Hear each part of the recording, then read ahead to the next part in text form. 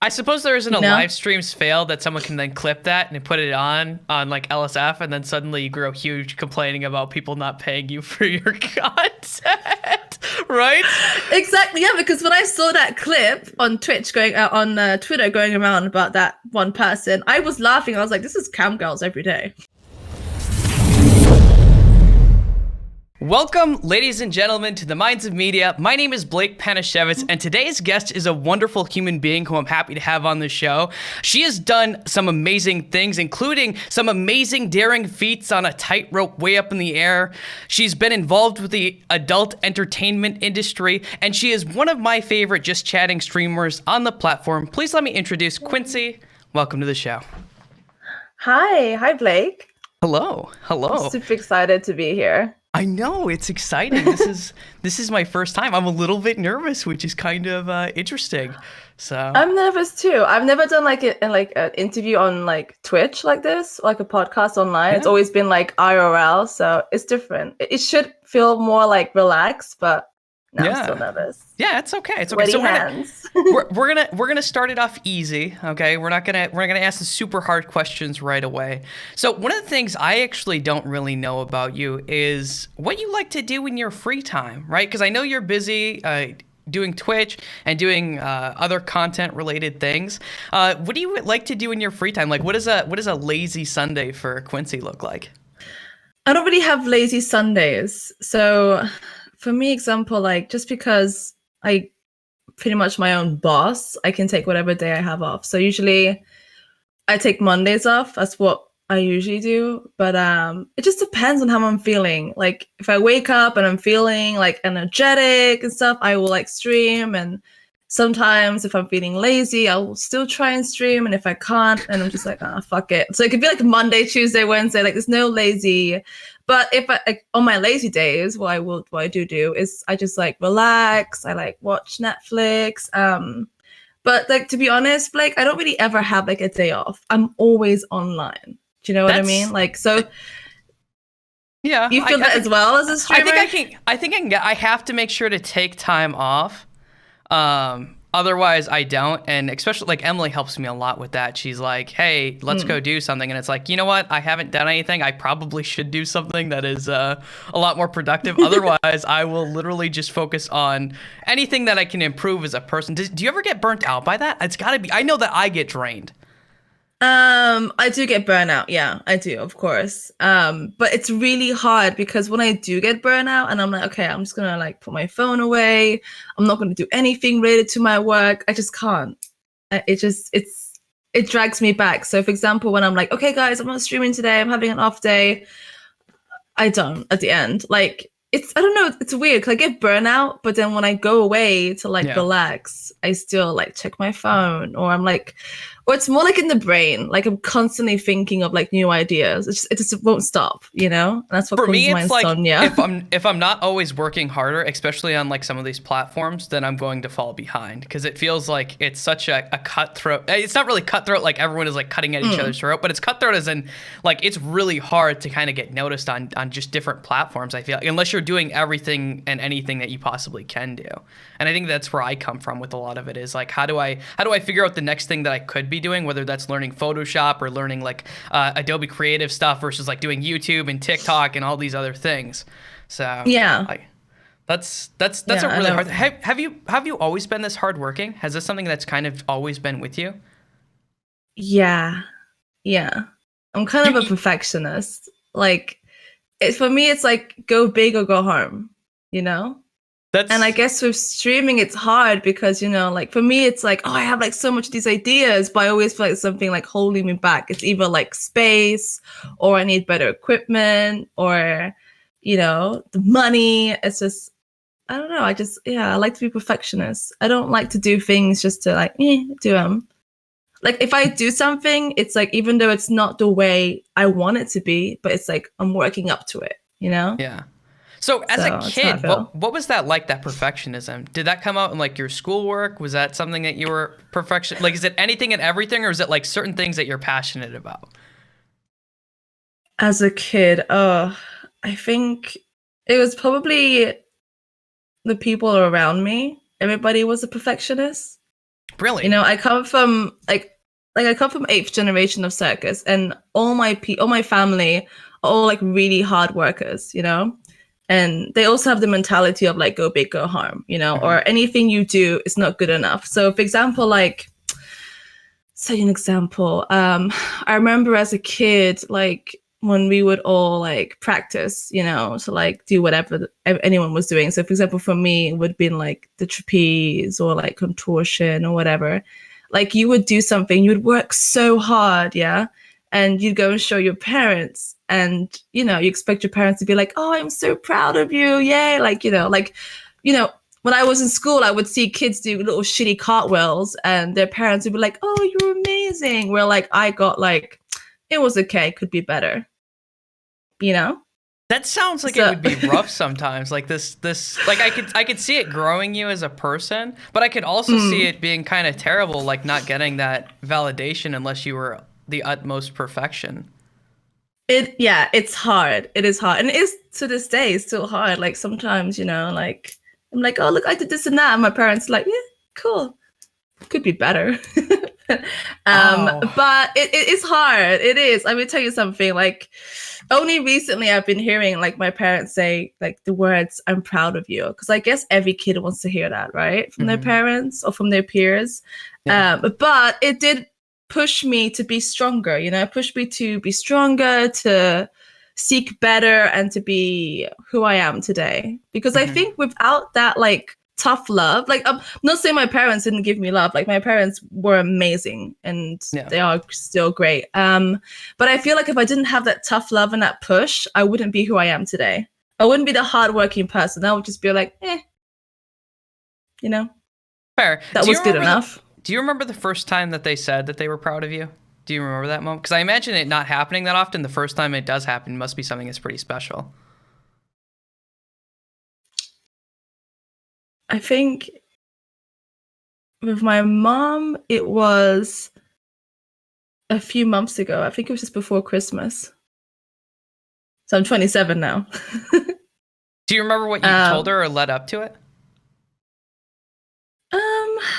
I think we were shopping, and I was talking to her about like the camming industry and what I have planned, and like I was just telling her like how stressed out I am because I want to do so much, but I want to do it quickly, And my mom was saying like, these things take time, and I'm like, I have a feeling I don't have time, like I want to do it now, and I'm very impatient.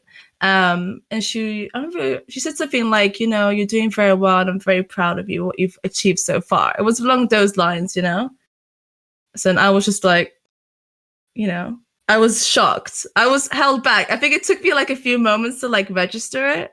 And then I just kind of like hugged her, and I was like, oh, thank you. I really appreciate that, So yeah, and with my dad, I think it was over the phone. I think because my dad works in Dubai at the moment. So I think it was over the phone. Yeah. And he was just like, oh yeah, just to let you know, I'm proud of you. Because like my dad doesn't really know. Well, I think he knows what I do, but we don't talk about it. So I think we were on the phone, and he just says to me like, I'm proud of you no matter what you do. Something like that, Oh. He slid it in there. So a lot of times I would say that you kind of the best way to put it is sometimes you come across crash or kind of harsh. I like harsh towards people, I think sometimes, where you don't really take shit from people, it seems like. Are you an emotional person? Are you someone who gets really emotional sometimes? Because I imagine you are. I think that you put up a great thing towards people, but I think that after that moment, I could see you like crying. Yeah, I am an emotional person for sure. Yeah. I'm strong. I'm strong-skinned. I can take a lot of shit, but I can't get emotional, of course. I think the reason I get so emotional sometimes is because I bottle up a lot of things. So I will like hold it in, especially like, like I was saying, as a streamer, every day you read like someone in chat being an asshole to you, or, like you're around toxic people or whatever the fuck. And I bottle it up so much. instead of just being like, you know what, that really hurt me, or go for a little cry. I bottle up so much, and then one day I just like explode, and I have like, that's when I probably have like one of my lazy days and just cry and watch Netflix. That But yeah, I sounds. do get emotional. I want to hug you like through the camera right now. I'm like, Quincy, it's Oh, okay. Um, it's okay. It's good to cry though. It's it good to is. have a cry. Let me It tell you is. something. Sometimes, like, I don't know if you ever feel like this, but I'm sitting here sometimes and I'm just like, you know what? I need a good ass cry. And I will go and watch sad movies on purpose just to like cry for hours. And then I'll feel better. I feel like I do this. Okay, don't judge me on this, okay? But I do this with anime sometimes when I'm watching anime with Emily. Sometimes she'll just look over and she'll see me crying and she'll be like, "What's going on?" And I'm like, "I don't know. It's so emotional right now." Do you okay, so I cry really easily at movies and TV shows. Do you feel like you cry because you can relate to the situation, or just because you feel bad for like what is I can happening? relate. It's an empathy thing. It's like I can almost imagine myself in that situation if I try hard enough, and I can kind of feel what it would feel like. So I think that that's where I come from with me crying sometimes. So because I will cry if it's a happy moment sometimes. Like there's like so much happiness Same. going on. It doesn't happen for like everything. But like one of the movies that sticks out in my mind that is like one of the first movies that I literally bawled for like hours afterwards was like Armageddon, which is a really old Bruce Willis movie where they go up Yeah, on I a know it. meteor and he dies. And I remember crying for like Dude, hours after that movie. I remember So watching that as a kid, and I remember crying, and I remember getting really angry at the fact that she, like, I don't know, if I was the girl situation, I would have been like, right, bye boyfriend. I would have saved my dad. yeah. I Yeah. would have, Yeah. yeah. I was really pissed off when it came down. It was like Ben Affleck. I was like, what the fuck? I was like Yeah. crying and really angry. I was like, no, it shouldn't be like this. Yeah, yeah, that's completely. I think it's reasonable. I think it's good to cry. I think more people should probably cry in the world, to be honest. One of the things I don't like is whenever someone's crying, people always say it's okay, right? You don't need to cry, and I think that's the wrong response. I think correct response is, you know what? It's okay. Let it all out. You can cry here, and it's okay to cry here. And I feel like not enough people do Yeah, that that. is true. I think I say that as well, though. I think I'm guilty of being like, Yeah, oh, don't cry. Because it's like the first thing that comes out of your mouth, you know? You're like, oh. yeah, Um, if you find it hard to like resonate where that person's coming from, you'd be like, oh, you know, don't cry and stuff like that. But yeah, I think people should be like, yeah, cry, you know, let it out, or be that shoulder to cry on, or cry yeah, with them. I yeah, cry with my friends. When my friends cry, I just cry with them. It makes yeah. them feel better. Yeah, I think that's a good thing though. So you mentioned that you grew up in a circus family, and I couldn't remember if it was a circus family or not. What does it Yeah. mean when you say a circus family? Like they ran the entire circus? Um, okay, so for example, like I'm eighth generation, Yeah. and they didn't like run the circus. Like some of my family members have their own shows, some don't, some travel the world and, you know, work in different shows. So for example, with me, um, I was born in London, and my parents, my mom was Irish, she's Irish, and my dad's Colombian. And how they met was they come from two separate circus families.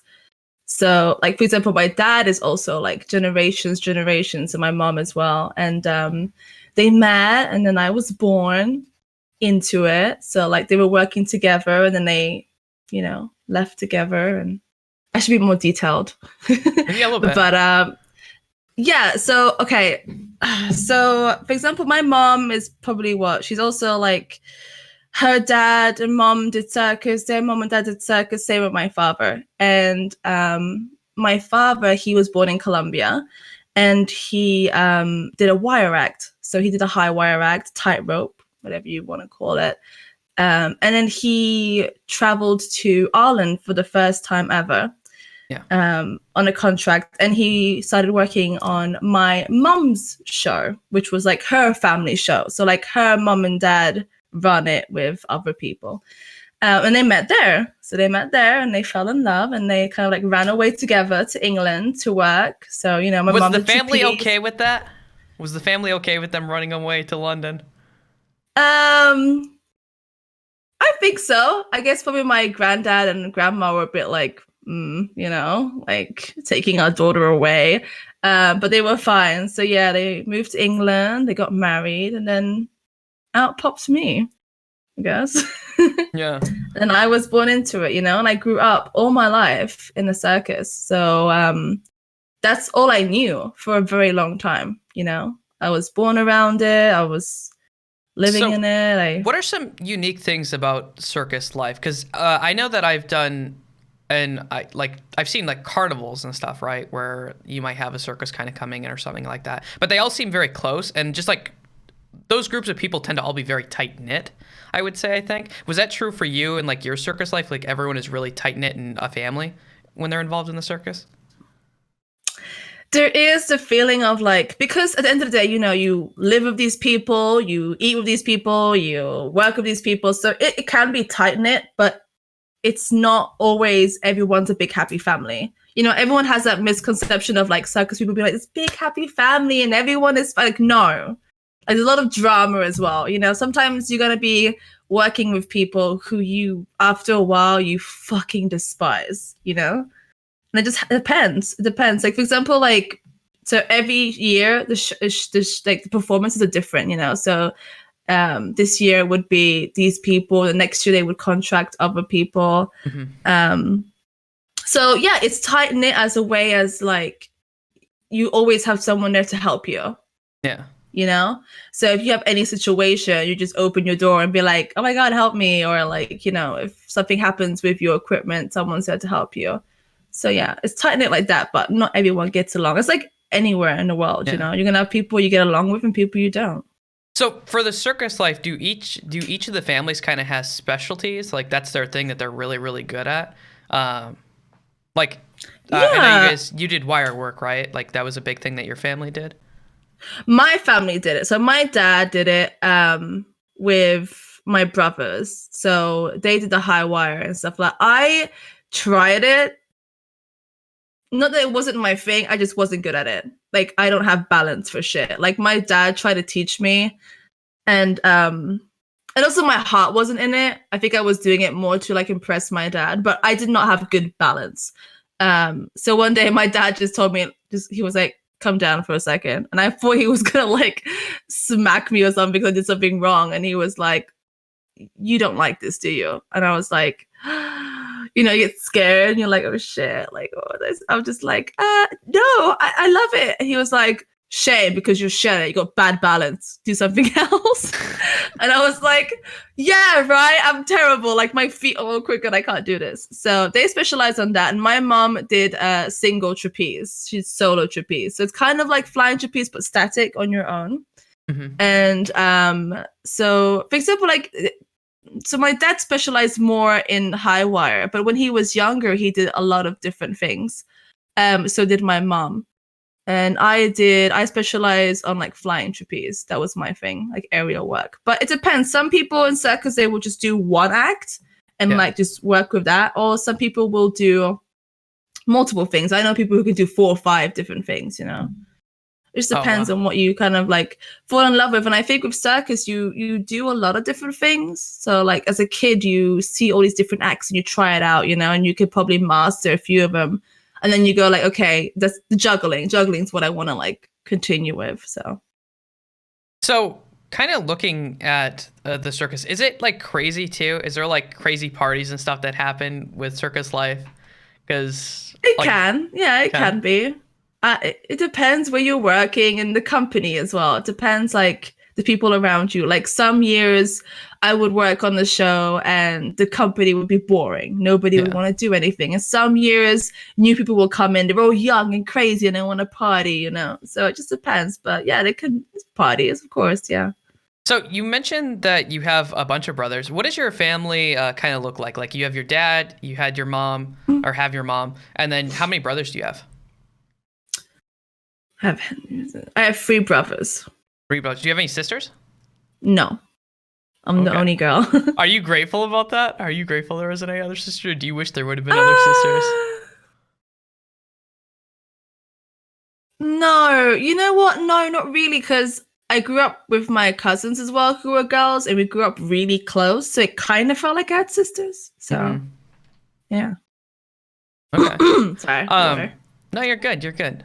So one of the things I had saw on your stream is that, correct me if I'm wrong, but your parents split up when you were, what, 8, I think you said?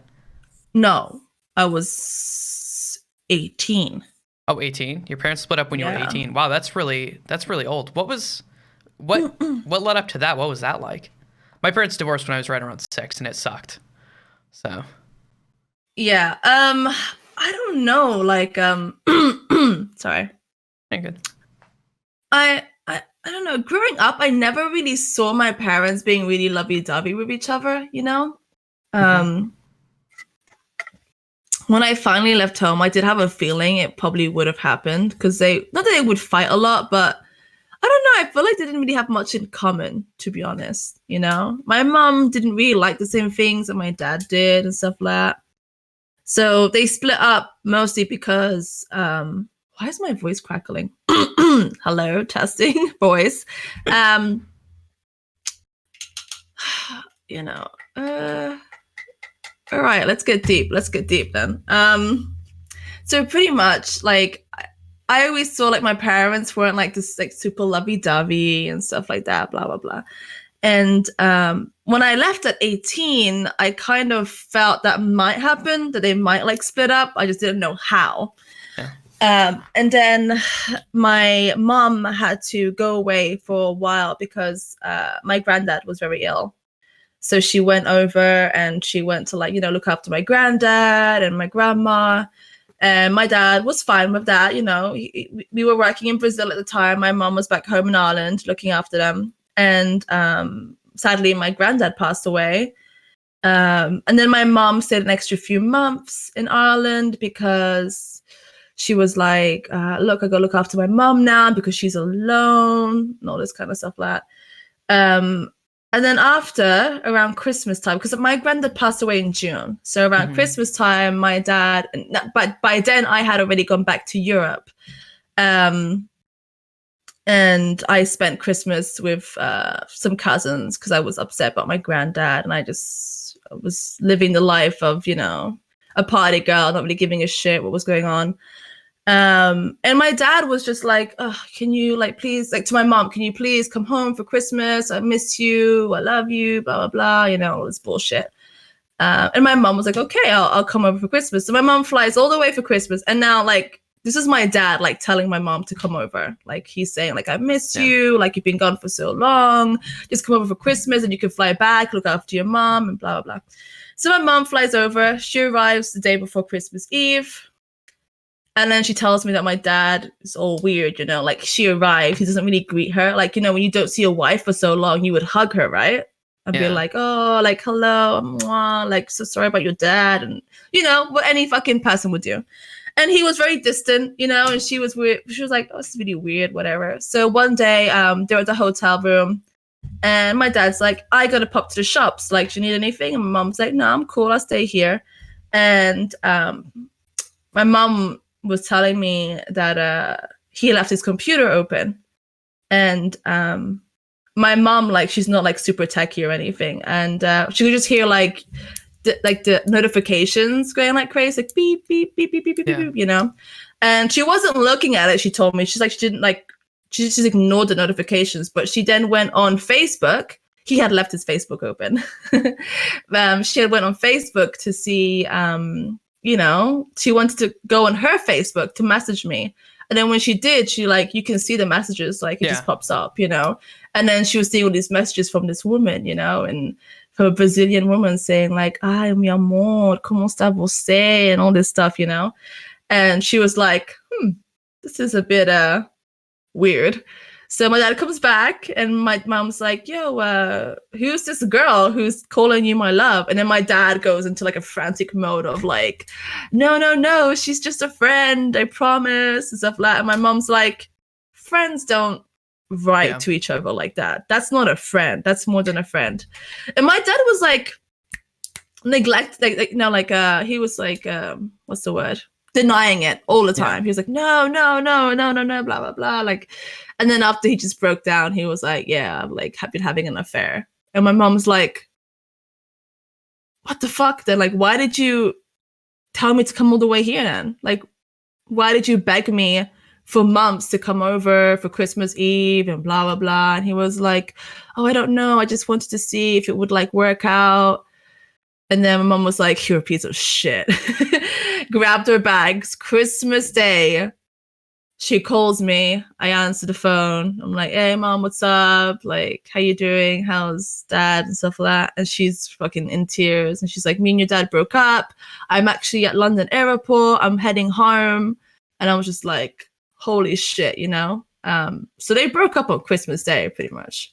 Jesus Christ. Yeah. And I was so angry at my dad for months. And I was more angry of the way he like went around by doing things, you know? Like, just why did you just like leave my mom at home and just being like, yo, like, you know, why make her travel all the way to fucking Brazil for that, you know? So then because of that, I fucking hated Christmas for months. Like I couldn't do Christmas. That's fair. I don't like Christmas very much either. Even till this day, like it's gotten better over the last few years, I would say. I think a lot of the things that I've improved on is because of Emily, to be honest. But I used to hate Christmas because when my parents split, my dad was really broke and my mom was very, very wealthy. In comparison, and so she used to try to buy me out on Christmas and like try to show how much more she could do, which sounds like like it might be a cool thing, but after a while it kind of just got annoying. And then when I moved to live with my dad, I had a lot of resentment for that. Like, wow, like you always just tried to buy me, you didn't actually try to like take care of me or anything like that. So I used to hate Christmas for a long time. And even still, like, there's still part of me that's like, I like Thanksgiving significantly better than Christmas because I just like to get together and eat food with people. I've only started to like get into the Christmas spirit the last 2 years. Does it still make me sad? It does, but it's not as it used to be. Like, so when my parents split up, the next year I spent Christmas with my ex and his parents, and his parents are actually split up for ages, but they both live like near each other, so like they have a good kind of friendship. So when like Christmas comes around or birthday, he has both his parents. And I remember like it was Christmas and I went and spent it with him and his mom and dad and stuff. And I remember I was so fucking salty, Blake. I was so salty because I was like, why the fuck can you have both of your parents for Christmas? Like, I am never going to have that ever again, you know? And I was so salty. I was sitting there and I remember I got presents and I was like, when we opened all the presents, we ate the food, I got up and I was like, I'm going to go.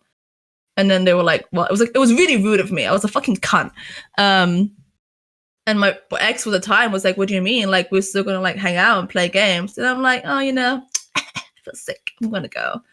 So I left and I spent all the rest of Christmas just bawling my fucking eyes out because of just the fact I was just like so angry. I was like, why can his parents, they've like been split up for 10 years, but they can still hang out and fucking have Christmases together. And I was just like, it was like saltiness and jealousy and anger. And I was like, I am never going to have that. And even to this day, after like 8 years, I'm like, I am never going to have a Christmas where I can have my mom and dad in the same room. I'm never going to have a birthday where I'm going to have my mom and dad in the same room. It's just never going to happen. Yeah.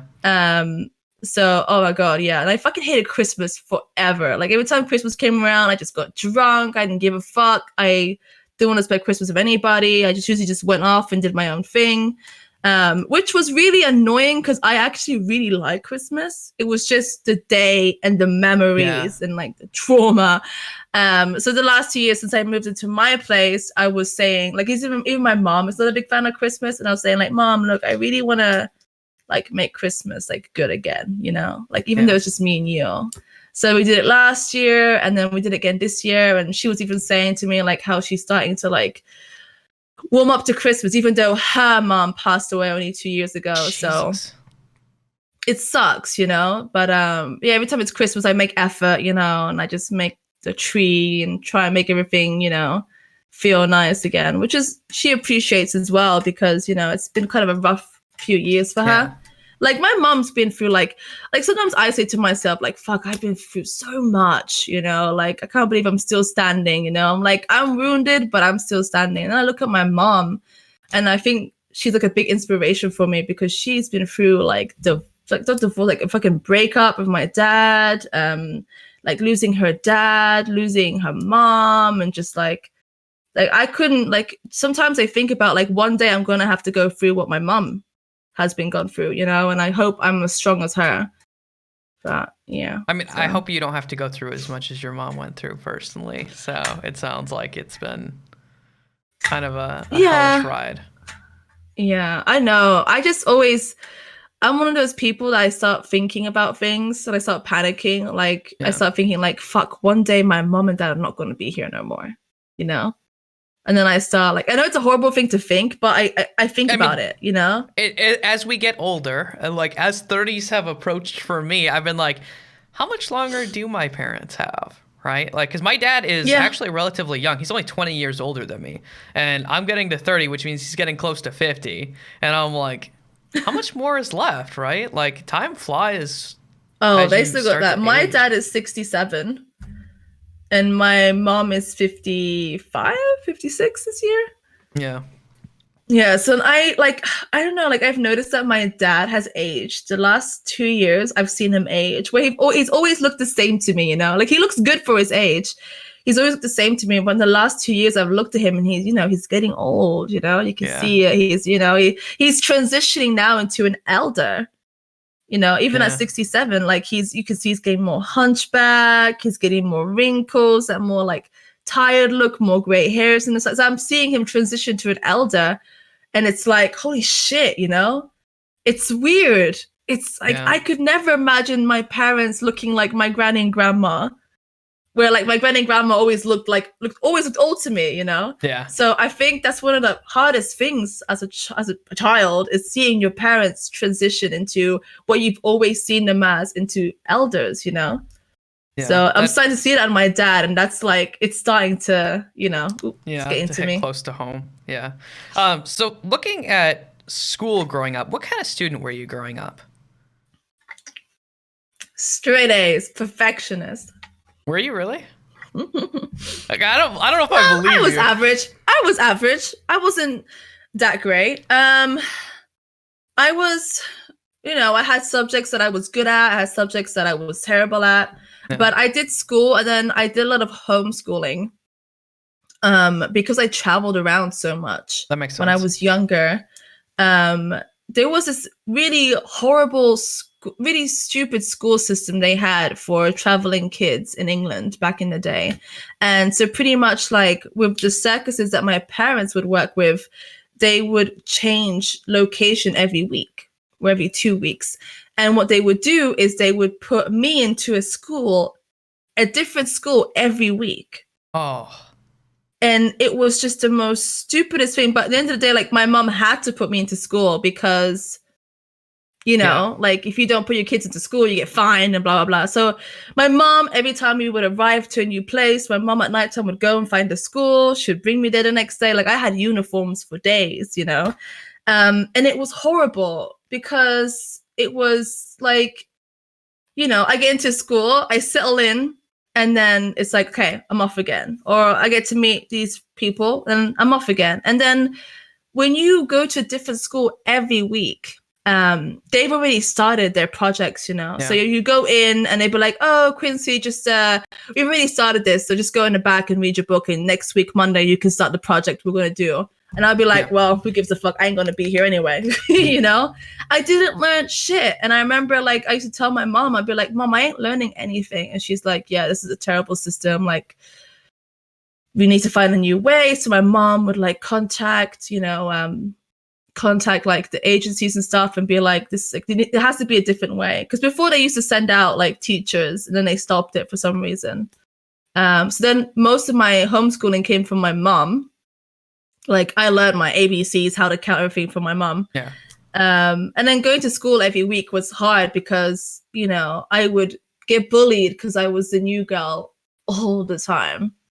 And, you know, especially when the teacher would introduce you, they'd be like, oh, look, here's Quincy. And guys, you couldn't believe she's from the circus. And I would be like, no, God, no, do not say that. Yeah, because, you know, circus for adults means way different than circus for kids. Because circus for kids, they're just going to like rag on you for it, probably, I would imagine. Well, I I had a lot of people who were really like interested, you know, they'd ask me the same fucking questions every week, like, oh, how do you do this? And do you speak languages? How do I say fuck you in Spanish and all this stuff?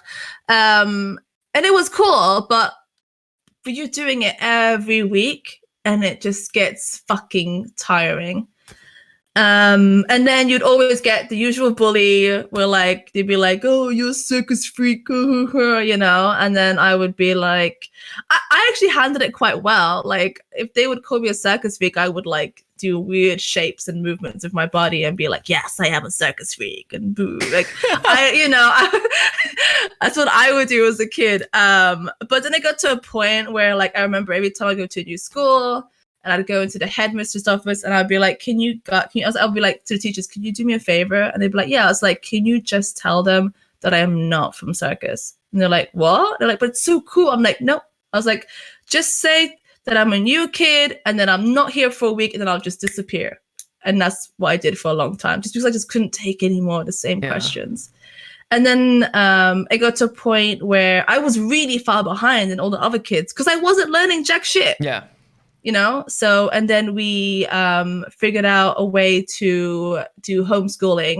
And then I had a teacher come out 3 times a week, spend like 2 to 3 hours with me. And then at the end of the year, when I'd go back to school for the winter, I was like way ahead of everybody.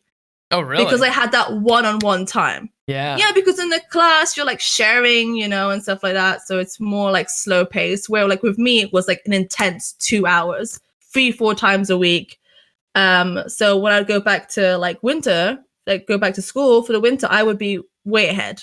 I'd be like, oh yeah, done this. Oh yeah, done this, you know? So it was great, you know? So I wasn't a bad student after like I was doing a one-on-one. The only thing I think I was really bad at was like maths. I sucked at maths. Even with the one-on-one, like it just would not go in my brain. My brain just didn't want to register. And that's the thing of like, when I'm not interested in something, Blake, my brain does not give a shit. Like if I'm trying to learn something that I have no interest in, my brain, like I start reading and my brain be like, nope. Start thinking about something else. So yeah, I think I was a good student. I wasn't terrible. What made me a good student was like the one-on-one like tutoring, of course, because I just wasn't learning. I have a question for you. Like with the bullies and stuff, did you ever get into a lot of fights? Because you seem like you could scrap. You seem like a scrap. You grew up with multiple brothers, right? And you grew up in this kind of, I would say, harder lifestyle of like perfection, right? I could see it. Did you get into scraps and stuff like that? When I was younger, no. I got into one fight only. When I was, how old was I? 15. It's when I was like, what, the second year of high school. And like, even though I was kind of tough as a kid, I was very like innocent, you know. I wasn't like the way I am now. Like I wouldn't be able to stick up to myself like I used to be. Like when I went to high school, it was fucking horrible. Like I would hide in the toilets for weeks because I had girls threatening that they wanted to beat the shit out of me. Girls would pull my hair. I was bullied quite a lot in high school. And then one day, I remember I was just saying to my friend, like, I'm tired of like hiding in the bathroom after school. So I just grabbed her, we went out, and there was this bunch of girls. I remember like my school was here, you'd cross the road and there was like a brick wall. And there was like a little alleyway where we would all go smoke cigarettes, you know? And there was a bunch of girls there. And there was all the girls who wanted to like beat the shit out of me. I don't know why they wanted to. I was a very quiet girl. I would always just be in the corner, stick to myself. So I walked out and they were like, oh, look at this, blah, blah, blah, whatever. And I just walked up to her, grabbed her hair. I remember she had a ponytail. So I just grabbed her ponytail and just slammed her face against the wall and fucking broke her nose. I could just hear the crack. Oh. And I remember like letting go of her and she turned around and her fucking face was just squashed up and the blood. And the first thing I thought was like, run. Because all these other girls are going to beat the shit out of me now. So I grabbed my friend and we fucking legged it. we ran for like ever. And she was like, stop running, like it's good. And I was just like, no, I'm gonna get my ass beat. And then when I went to school, I think we had like a 1 week vacation or something. I went back to school, and I remember like the girl who I broke her nose walked into my class, and I was shitting bricks. Okay, I was like, this is it.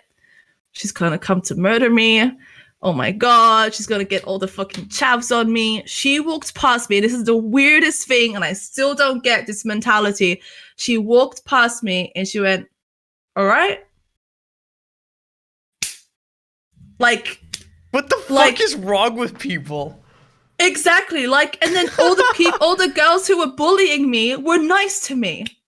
Like, if they had some if they had some sort of respect for me now or something. The girl who I broke her nose walked past and was like, all right.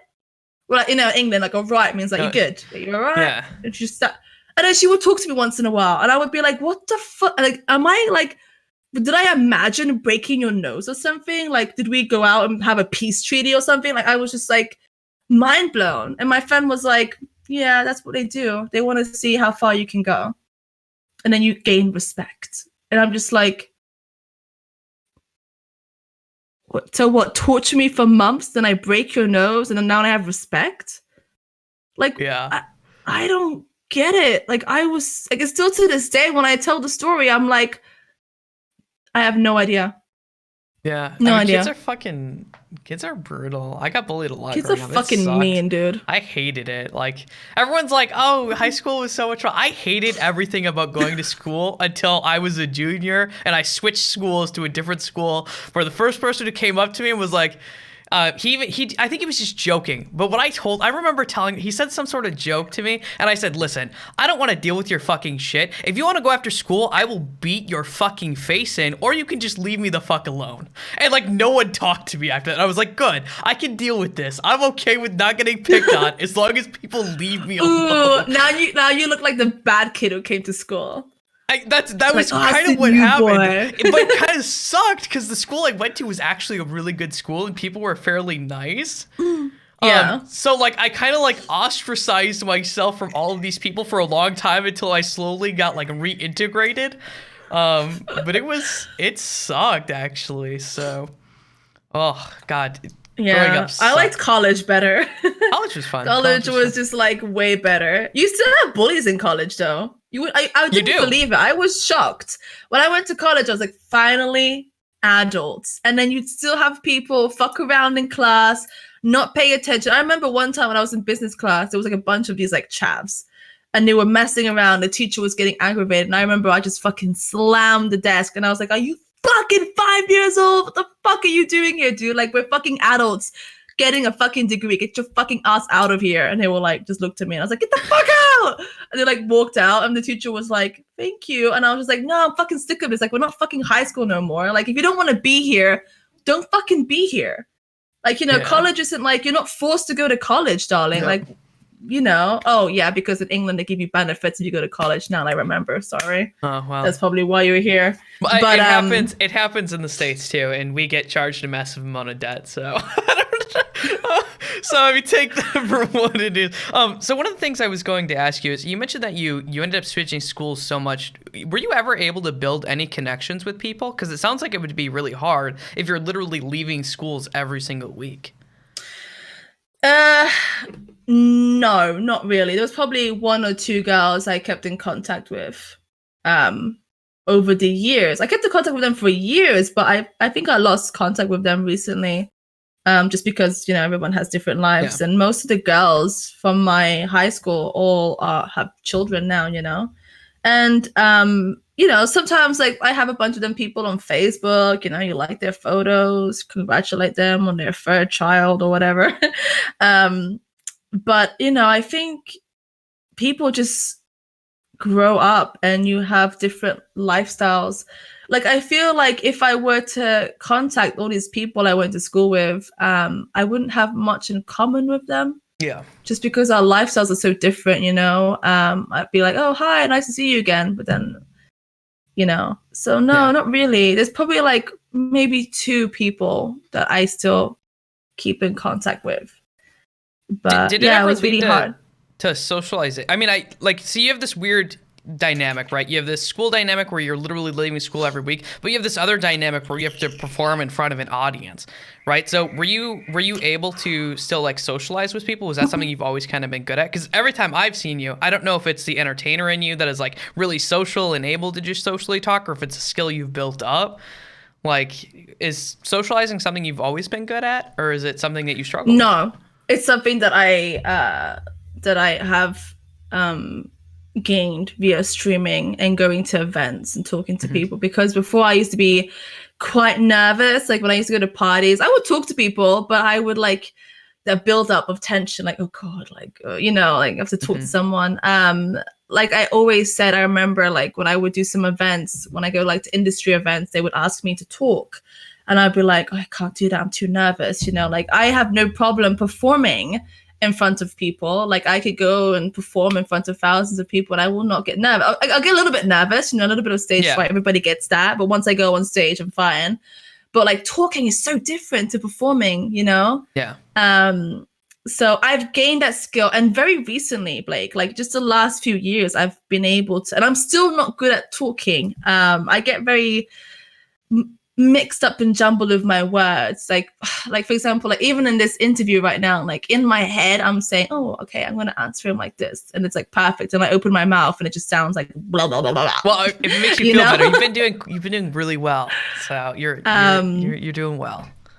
Yeah. I would love to like go to like a class where they would teach you to speak better, because I love doing like interviews and like doing like seminars and stuff like that. But I do get very like now, because I think in Italian. I know it's really weird, but for some reason I always think and dream in Italian. Oh, so when I'm even though English is my first language and I speak it more than any other language, I'm constantly thinking Italian. So sometimes when I'm like thinking, I'm like, oh, Italian, and then I would start. Sometimes you probably will notice it. Like especially when I'm streaming, I will just say random words in Italian or Spanish because it's just what's in my brain, and I just open and it's just like, oh shit, wait, back to English. But going back to your question, yeah, like it's only a skill I've built up recently, and I'm still working on it. And I think streaming and constantly talking to people, and a podcast as well that I do. Before it was just me talking to chat. Where now it's like me doing podcasts and talking to people on Discord and stuff like that. So it's a skill I've built recently and I'm still working on for sure. Okay. So do you think that primarily had to do with the fact that you were switching school all the time and you weren't really ever able to build up like these social connections? Probably. Most likely, yeah. Yeah. I wasn't never lonely. I was always in like an environment with around a lot of people, but yeah, maybe like the skill of like talking to new people and putting myself out there, maybe it was probably part of it. So growing up, you did this circus, but you mentioned you went to college. So was there a point where you had to decide between doing the circus or going to college, or was it always just kind of, oh, you're going to college? I left circus when I was 17, 18. I decided to leave it. What was the story behind that? What's the story behind, because that's a huge thing, right? Like you've been doing this for since you were born, you've been in the circus. The decision to just one day be like, later, it's gotta have something more to it. I think I was in the time of my life where I was very confused and I didn't know what to do. Mm-hmm. And I'm very like impulsive with my decisions. Like one day I'll be like, oh, I want to do this. And then next day I'll be like, you know what? I want to be a surfer. I'm very impulsive. So I think I was just sitting and I was having breakfast, and I was in Brazil at the time, and I was having breakfast with my dad. And I was like, you know what? I'm going to go to college. And I was like, what? I'm like, yeah, I'm going to college. Like, I want to get a degree in this and that before I get too old. And he was just like, looking at me like, oh God, here she goes with her like her ideas. And I'm like, nah, for real, I'm gonna go, like I'm gonna do it. So he was like, okay, and supportive, and I just grabbed my bag, saved some money, and I just left and stayed with some family, and I went to college and just did it. And And then after I finished college, I had fell in love and I went to live in Italy for a long time.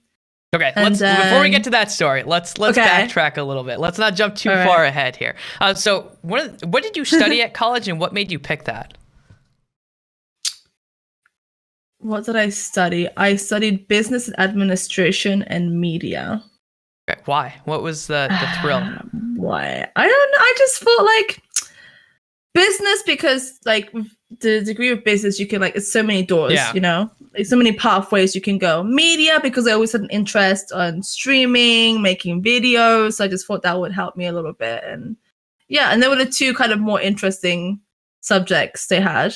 Other was like science. I'm like, ugh, you know, things I had like zero interest in. I have interest in science now. It's cool. Yeah. But I mean, like back in the day, I was just like, yeah, these two subjects are like what I want to do. Okay. So what was college like for you? Because you mentioned you had some fun. Actually, before we answer that, I want to jump back one other thing. Okay. Because this is kind of an important question before we lead into college. One of the things that you've mentioned is that a lot of times when trauma has happened, it seems that you kind of resort to like drinking a lot or like spending your days doing that. Is that a common thing?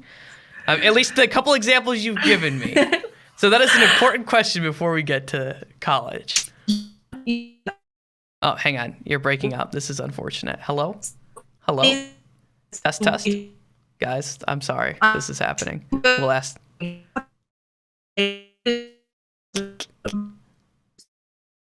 Okay, hang on, guys. Hang on a second. There we go. You were breaking up. You got to start that question over again. Oh, okay. So usually, yeah, like every time I had like a problem or anything that made me feel like sad, or anytime anything bad happened, I would always like end in like probably going on benders. You know, I would travel, just like take my bags, just go on a flight and just go anywhere, and just like I just didn't want to think about it. You know, Yeah. I just didn't want to make myself more sad than I was back in the day. But yeah, that was one thing I used to do a lot. And I would never deal with the situation. So like if something happened, I would be like, okay, bye. And I'll just go and like drink all my sorrows away. But then after the situation with my ex, like we'll get to that bit as well after. I was also drinking a lot and stuff like that. And then I start to realize that, wait a minute, drinking doesn't actually, you know, solve anything. It's like sugarcoating, you know? Like I'm gonna wake up, and I didn't realize that the first few months, but then I remember one time I woke up and I was like still drunk, and I was like, wait, drinking is fun, but the problem is still here.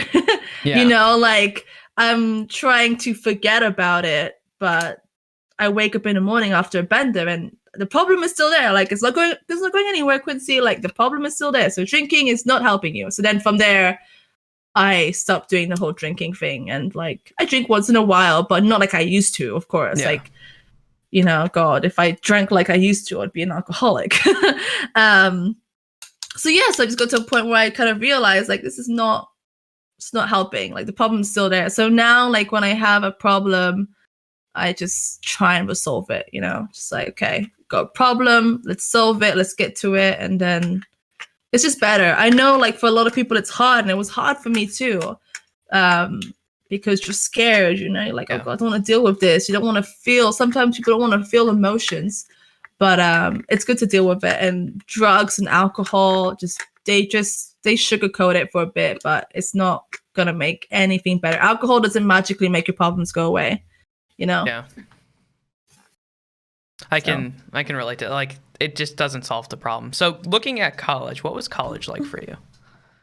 Because college is an experience for different people, depending on who you are. I loved college, most of it. I loved it. Yeah, it was cool. I met a lot of different people. I didn't really go to like a lot of wild parties in college, like with my college friends. My college friends were a bit more like, they weren't like the party type I was. They were more like serious and stuff, like concentrate on their studies. But yeah, it was fun. I liked it. it's just like, I don't know, just a lot of parties, I guess, and I think it was an age where I kind of like left home as well. So I was like independent, like I didn't have to like answer to anybody. So I think that's what like a lot of people enjoy about college, is that kind of like freedom of like, oh, I don't have to, tell anybody where I'm going tonight. Just go do what the fuck I want, So it's fun. And then go on. So while you were going to school, obviously parties were part of it. How important were your studies? Were they like a secondary thing to like all of the socialization, or was it something that you still valued like really importantly, and you were working at like, I don't know, internships and stuff like that? No, studying was like the more important thing.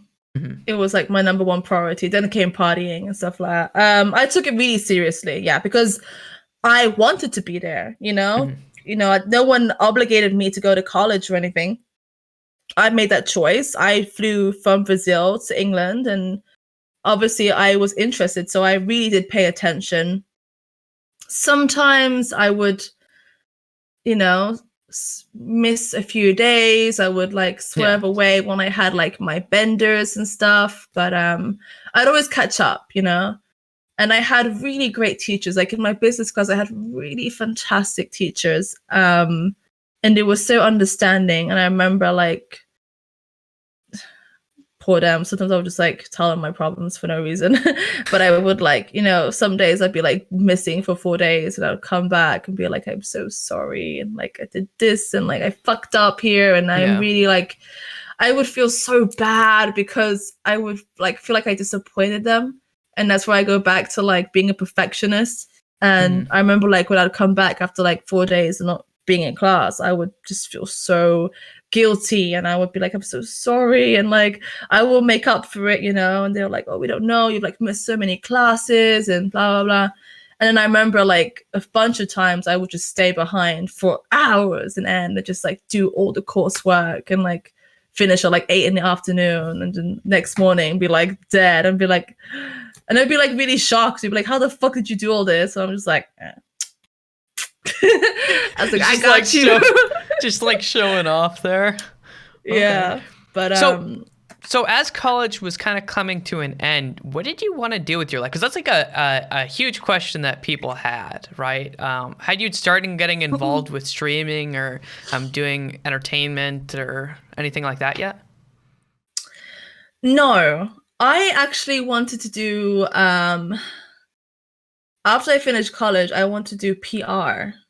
Really? That's what I want to do. Yeah, like events. I wanted to organize events. That's what I had in mind for a while. And then after college, I fell in love and I moved to Italy, and I was kind of. So wait, we got. How did you fall in love? Right. What's the story behind that? How did I fall in love? Okay, so after I finished college, I was actually, even during college, I was going to Italy a lot because I have cousins who live there. So every time I had a weekend off or a week off, I would fly to Italy because flights were super cheap. They were like $40, $50. Oh, damn. Yeah, so it was only like a 2-hour flight.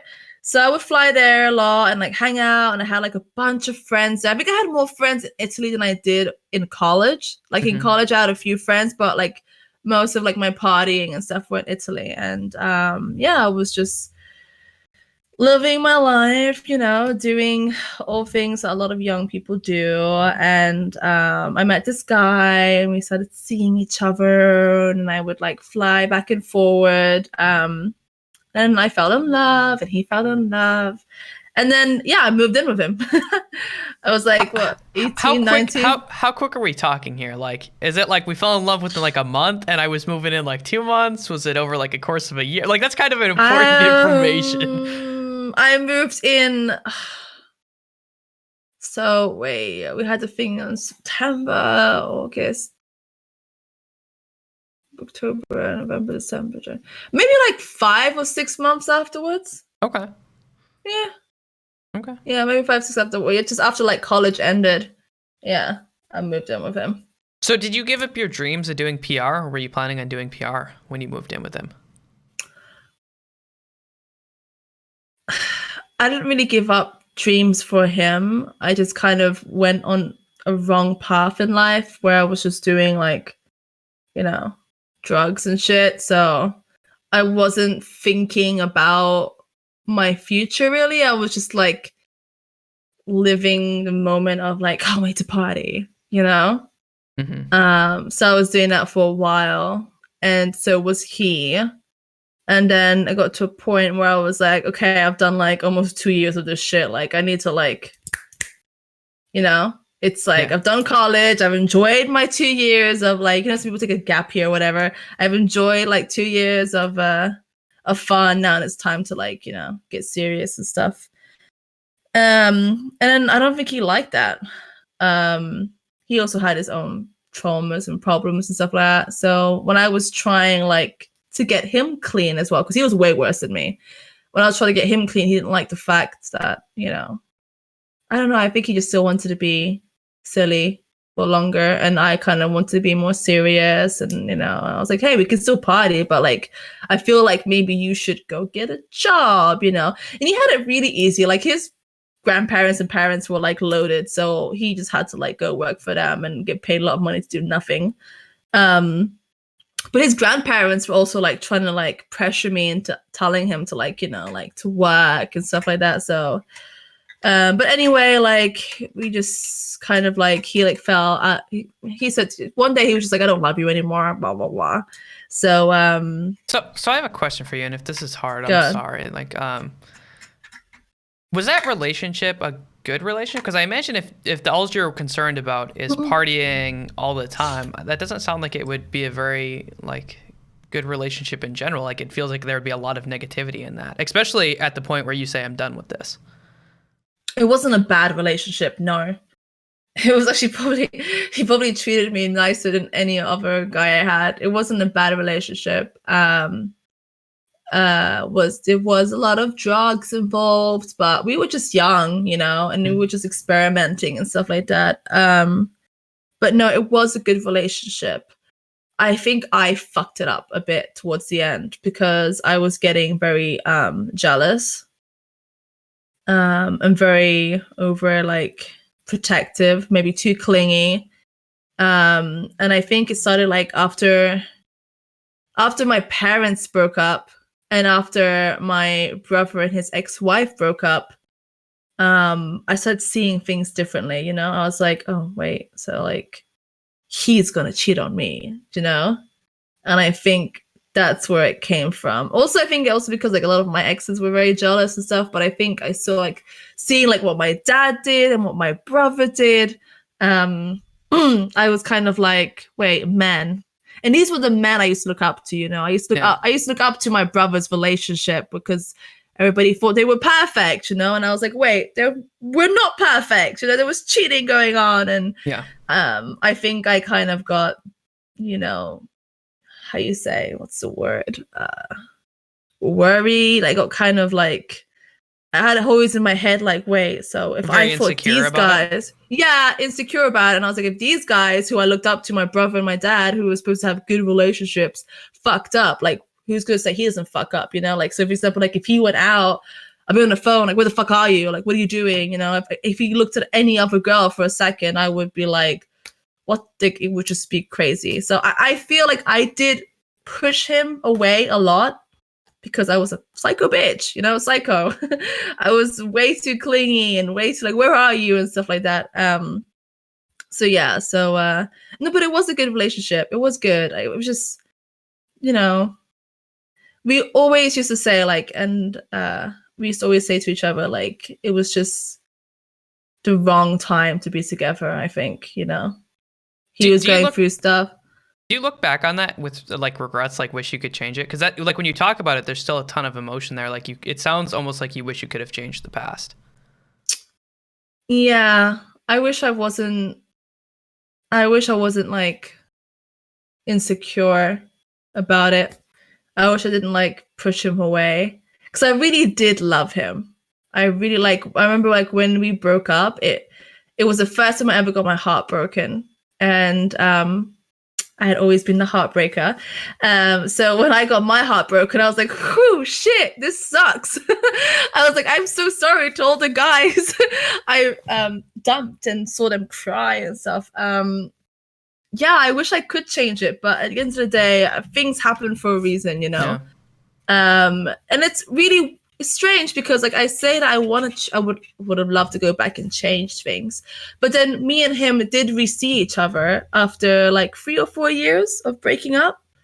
And we saw each other again, and he had said that he wanted to like hang out and stuff and catch up, and I was really nervous because I was like, oh my god, like, you know, I was like, oh my god, he's like the love of my life, you know. And I was like, maybe this is the time, maybe this is like what we were talking about, you know, maybe this wasn't the right time, and now we're gonna like come back, and maybe like now that we're like grown adults, like, you know, he's got his shit together, I've got my shit semi together. Yeah, so we like hanged out and everything, and he kissed me, and it was so weird, Blake. I did not feel anything. Like nothing. No like butterflies. I remember when I was with him for 2 years, every time he kissed me, I had butterflies in my tummy. It was just like amazing. And when he came to kiss me, I was like, oh my god, oh my god. And he kissed me, and I was just like, wait. Okay. I was like, I didn't like, there was just like no spark. You know, it was like if, you know, your mate just goes, mwah, you know, you're like, ha, ha, ha. It was like nothing. Like all the feelings I had were just not there anymore. And I was like, this is weird. Holy shit. I was like, I don't know. Is it because I was so heartbroken and it took me 2 years that maybe I really did push our relationship away a lot? Like super weird.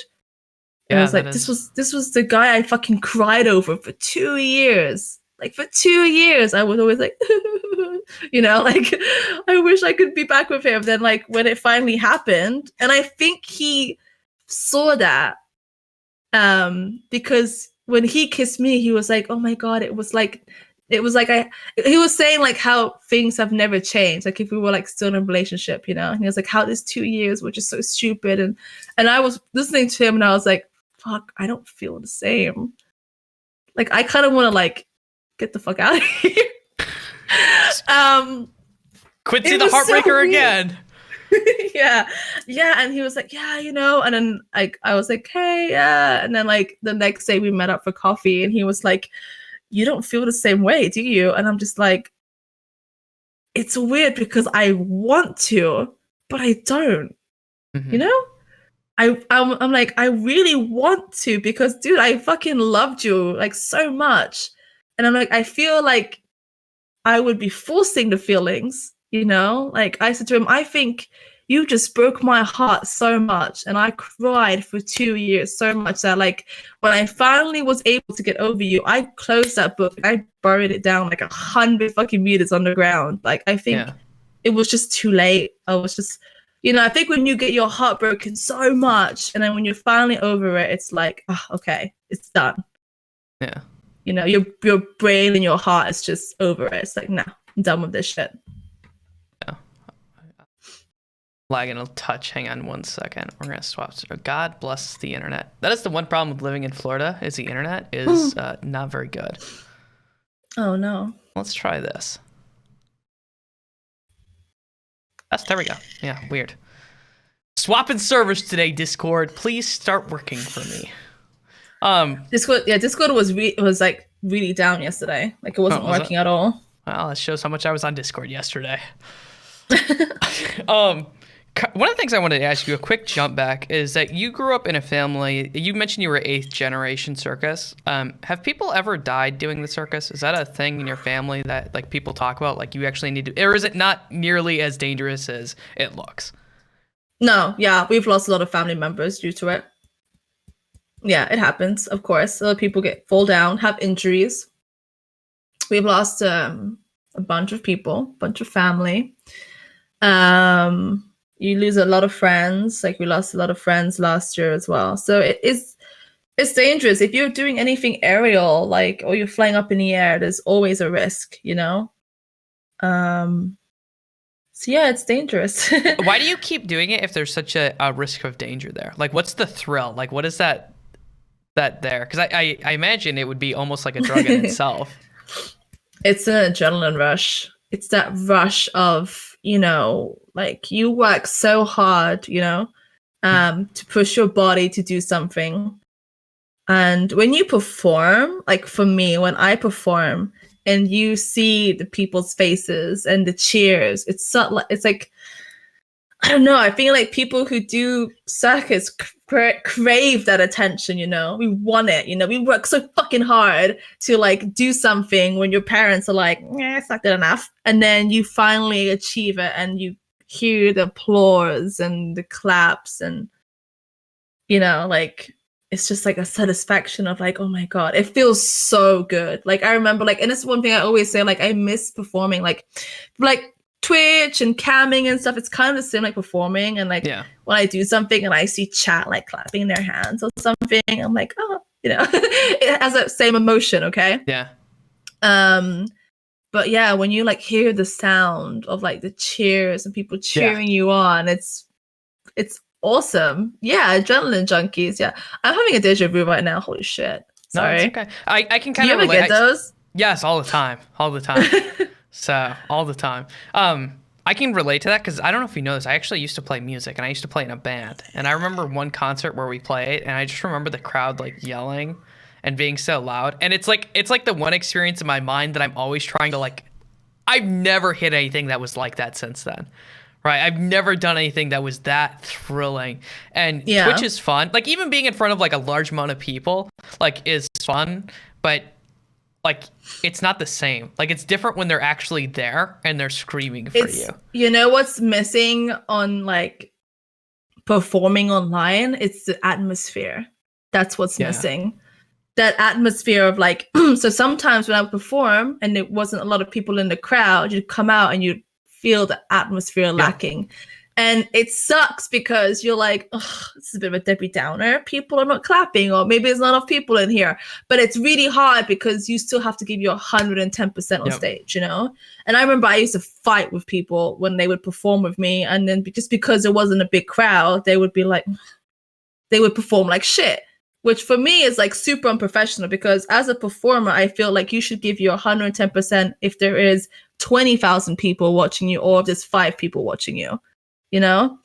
But it does like, it does help and it feels much better when you go, like, I remember like sometimes I'd walk on stage and then there would be a full crowd and you can hear the cheers and the atmosphere and people are like, fuck yeah, we're ready to see a show. And then like, that amps you up. Like you're like, fuck yeah, you know, then you do perform better. I do realize that sometimes I perform better when the cheers and people are like, yeah, go for it, you know?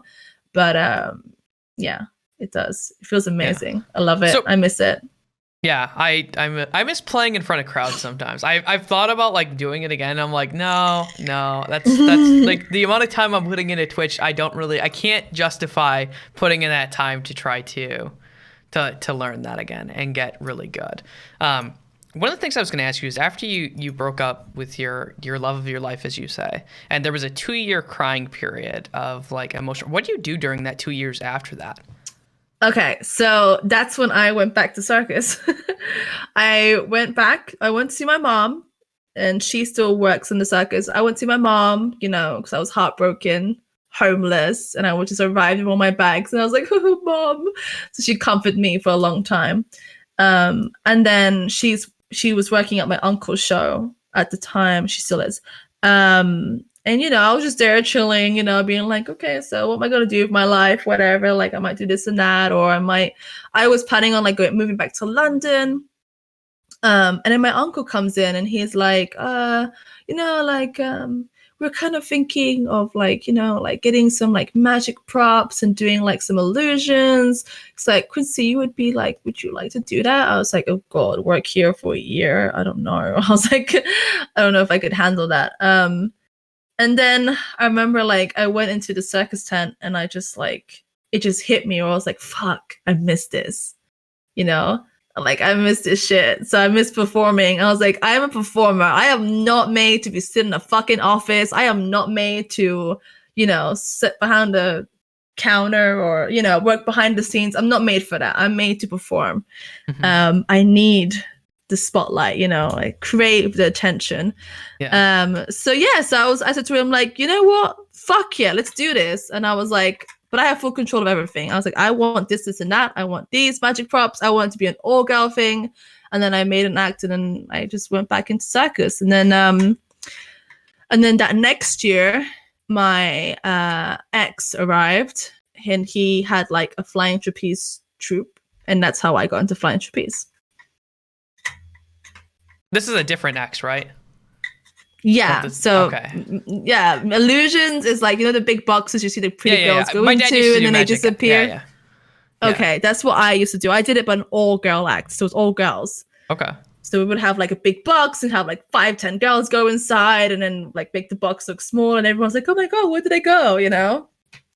And then flying trapeze is different. You switched to trapeze. What made you want to do the switch? I didn't switch. I did both acts at the same time. Oh, did you? Okay.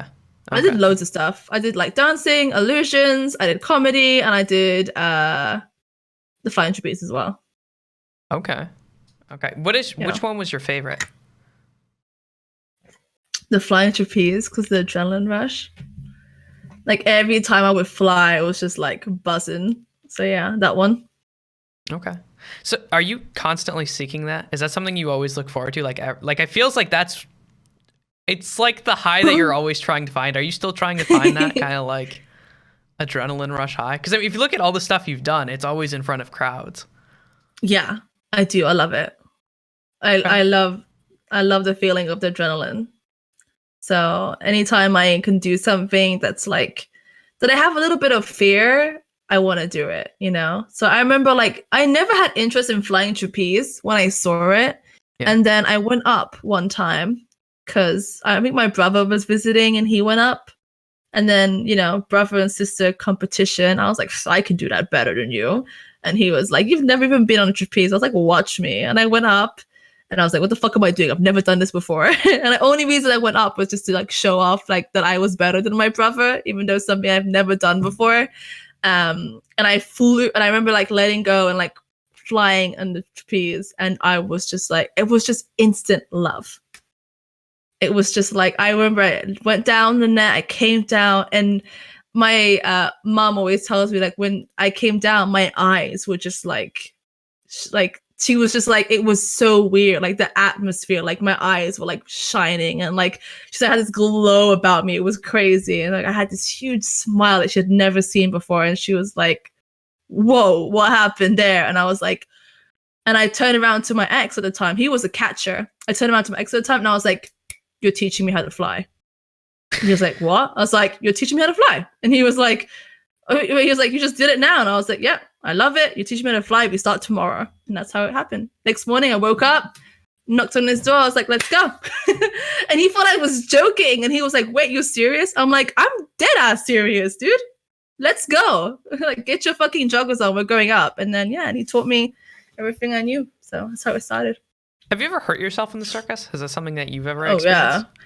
Yeah. That's the reason why I do full-time streaming now. I hurt myself to flying trapeze. Okay. What happened? So I was dizzy one day. I had like flu symptoms. So I was dizzy, I was coughing and everything. And I was on the platform and we were doing the tricks, and my ex at the time was doing the catching. And I remember I shouted at him. I was like, we're going to make the act short because I'm not going to do the tricks. And he looks at me and he's like, what's wrong? I was like, I feel very dizzy. I said to him, I'm not going to be able to do it. Like, I feel like I was up there and I was like, you know, like when you're like, you ever had that feeling when you're like about to faint? Yeah. And I was holding on to deal, like, because I didn't want to go down. I was like, I'm just going to try and like stay, you know, the whole act, be professional, do my smiley face, even though I'm fucking dying. So we're not doing my tricks. We'll do this, and someone else will do a double, and we'll just make it quick, and let's go. And I said to him, anyway, we've done three fucking shows today. We're all tired. Let's just go. So there we go. Fly. And then he was telling me, I should have listened to him. He was like, so here's the platform, okay? And then you have like the little stairs that you go up. So when you start the act, you go up from the stairs. Yeah. But usually when you finish the act, everyone just flies and lands on the net and goes down from the net. So he was telling me, he was like, if you're too dizzy to do that one simple trick, go down from the stairs, you know, because he could see me. I was like, every time I was turning around from the crowd and I was going, oh my God, like I was like dying. Yeah.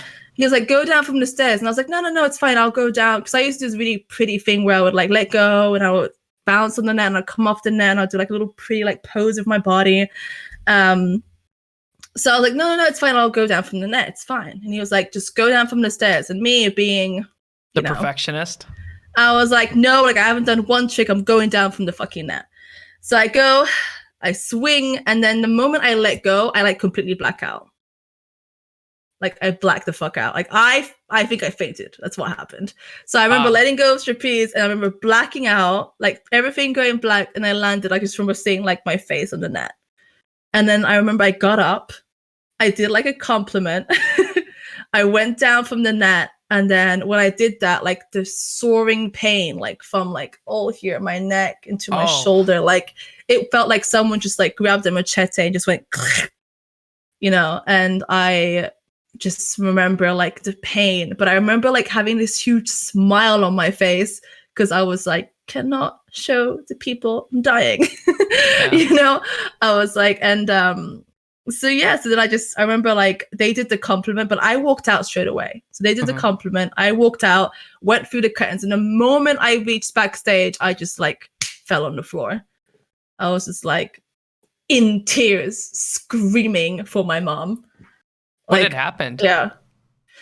What happened was I like bruised all the inside and I pulled like the ligaments. Like, you know, when you strain your ligaments? Yeah. So when you strain your ligaments, it's pretty much worse than breaking your bone because once you damage your ligaments, it's hard for them to like, you know, go back to what they were. So yeah, I damaged all my ligaments. There was a lot of internal bruising.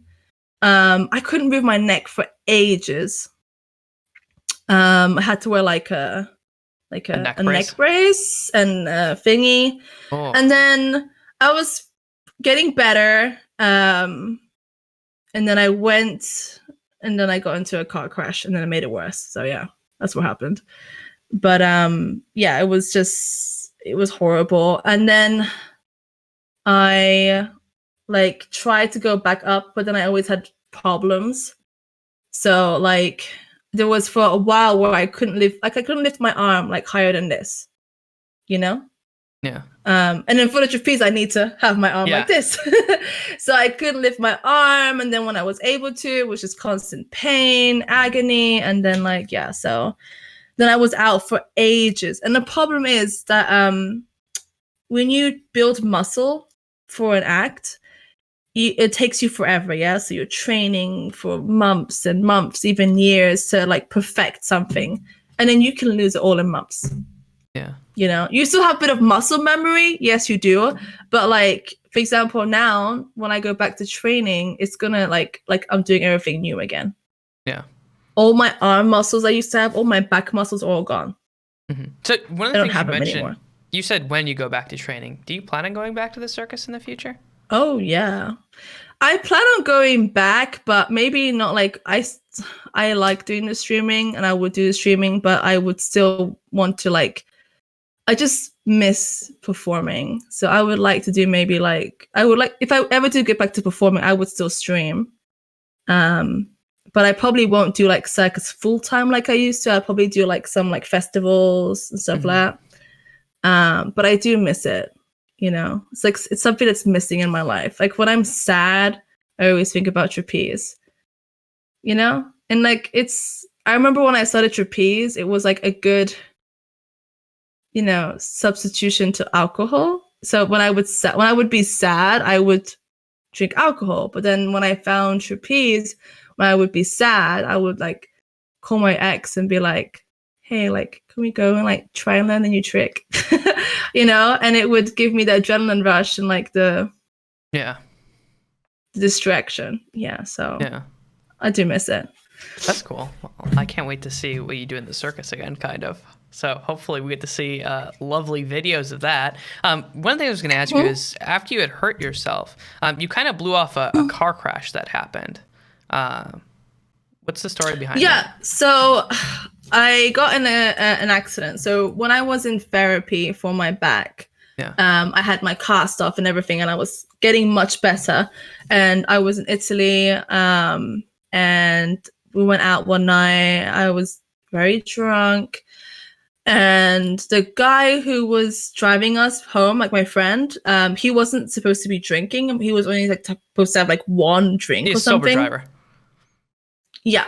So I think he had a drink or something. He was like, "Oh, I'll just have one, and then I'll be fine until like I'll be fine by the time we leave," because we were planning on staying there for like 5 hours anyway. And I was like, "Okay, cool," but like I wasn't like hanging out with him. Like, so we arrived there and we kind of like parted ways, So I was there. Some other people were in the car with us, and I was just walking around and talking to other friends I hadn't seen in a long time. So when the night ended, I remember I was outside. I was like, when you're drunk, you're like, you don't know what the fuck's going on. You're stumbling. I'm like, ha, I'm laughing. So my friend pulls up in the car and he's like, "Hey, look, we're going to go now, and blah, blah." And I'm like, "Oh, yeah, I'm coming. So I say goodbye to my friends. I go in. I don't even look at him. I don't even look him in the face because I was just drunk, So I didn't even know he was the way he was. I just remember like taking my phone, getting the cable to like put the music. And I'm just like, woohoo, like, in my party mood. And then all of a sudden it was just like, bam, bam, bam, bam. Like, so the first thing I thought was that we had actually landed in a lake, because when the car like tipped over, all I saw was like water splashing. And like my side was filling up with water, like literally in seconds, like water was like up to my waist. And I thought, oh my God, my worst fear is coming true. I'm gonna die by drowning. And I started freaking the fuck out. And I was like, like screaming, trying to pull my belt up. And like, he's trying to get out of the car and I'm climbing on top of him. And I'm like, "Get me the fuck out of here." Like, survival mode. Quincy came in. I was like, "I don't give a fuck about you. I need to get out of here." And what happened is that we like fell into like a really big ditch. So like in Italy, like the little small country roads, they have like small little country roads and they have these huge ass like dips of like just ditches. And then there's like vineyards and stuff like that. So what happened is like I didn't like have a seatbelt on, so I was sitting and I was like leaning like this. So when we hit, like my whole body went smashed against that. So then like I was in pain for ages, and then I was like, fuck, all the pain I'm feeling is the same like from my accident. So I don't know if I like like damaged it again or something, but it was really painful. And then I went to the doctor and then he was like, "Oh yeah, your ligaments are very fucked up." And I was like, "Thank you." Know that already. So yeah. So then that kind of like delayed me as well, because I was kind of like in pain for ages. I was taking like really strong painkillers. Yeah. Because it was just so painful. I actually felt like the pain from the accident lasted longer than the pain from like the trapeze. Oh, really? It was really weird. Yeah, it was like always, and sometimes I still get it. Like it was like 2-3 days ago, I had like really bad pain again, like from my neck and my shoulder blade and inside. Oh. And it's really horrible because like the pain comes from inside. So even if I like massage it or like get a massage machine, it's like it's not getting where that pain is. And like, it's like a knot like inside. It's really horrible. Were you ever worried about taking like pain meds when you hurt yourself? Because when I chopped off my fingers, that was something that kind of worried me, just because I have like addiction that runs through my family. So like, I was always really terrified of it. No, I wasn't scared at all. It was just so painful. I would have taken anything. Yeah. It was just so painful that I was just like, give me anything. Like, I don't care. Whatever is going to make me feel good, give it to me. So yeah, they were strong. They didn't really do anything. It just made me feel very sleepy during the day, which I didn't like because I was like bedridden for ages. And I kind of like during the day, I wanted to go out and like talk to people. So I was always very drowsy and stuff. But yeah, it wasn't like a painkiller that I actually, when I got off them, I was kind of happy, really, to be honest. I took them for the pain. Yeah. Like, it didn't make me feel better any other way. Yeah. I just took them for the pain. That makes sense. So what happens after this? After you get into these accidents, you can't do circus anymore. What do you decide to do with your life? Because you mentioned you didn't want to ever be in an office. I then decided to become a camgirl. What is and that? How like? it started? What's it like to just suddenly one day be like, I'm gonna become what's the gender? Cam girl, cam guy. So it started because even before my accident, so So like when I had my accident, I had already like kind of started camming, but I wasn't full time. I was like experimenting. But before I started experimenting, for 2 years before, I always had this thing about camming seems very interesting. I was like, I would like to try this out. And it all started, I remember like maybe 2 years before I even pressed the broadcast button. I was, watching porn one day, and I kept seeing like these pop-ups, like "Watch girls live right now," And I was like, and after a while, I was like, are these girls really alive, or is this like a pre-recorded thing, and they're just scamming people from like left, right, and center? So I started doing some research on it, and I started, watching some of these scam sites and getting to know the girls and stuff like that. And I was like, shit, this is real. So this is like legit. Like I'm talking to someone. Because before I remember I joined some sites, and I joined mostly as a member, and I'd watch girls, and I just wanted to see like if it was true, like the interaction. Is this really live? Am I really talking to a person? Like, yeah. Am I really tipping them and they're gonna do something, So I watched as a member for ages, and I would tip girls, Mostly like I would just see if it was like real, Yeah. Like I'd be like, oh, tip to do a striptease, and they'd be like, oh, thank you. I can't remember what name I used to use. I think I think it was probably Roxanne. My name used to be Roxy back in the day. Roxanne. There's some humor in that if you know the Police song. I'm just saying.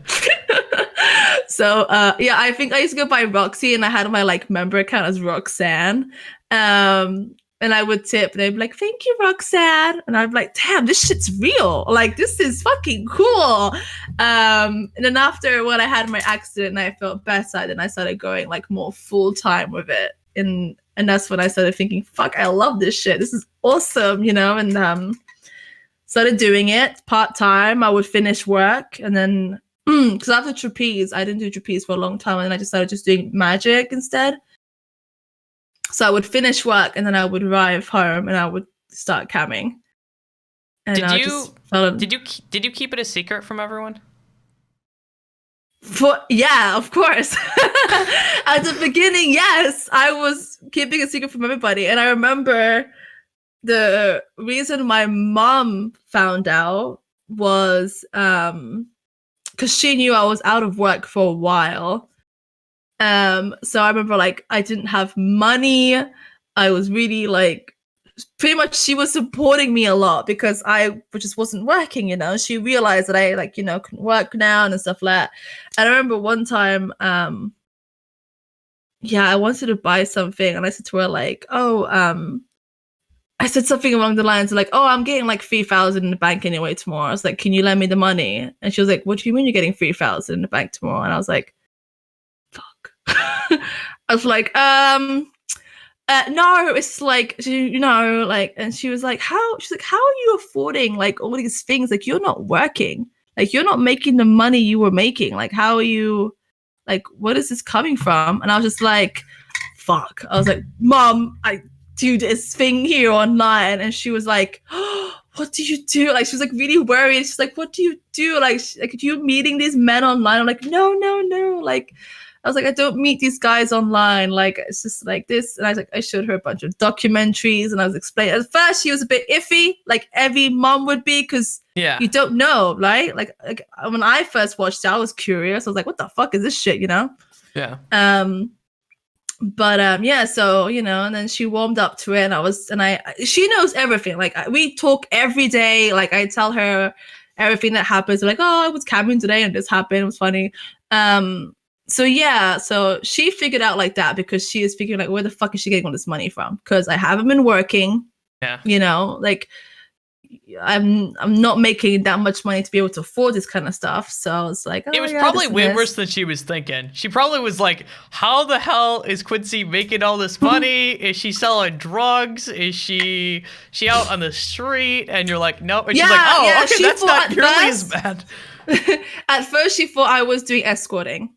And then I was like, but how would I be doing escorting, Mom? I'm like, I live with you. I was like, I'm always home. When the fuck do I have time to go out and do that? And she was like, yeah, you're right there. And I'm like, exactly. You see me all the time.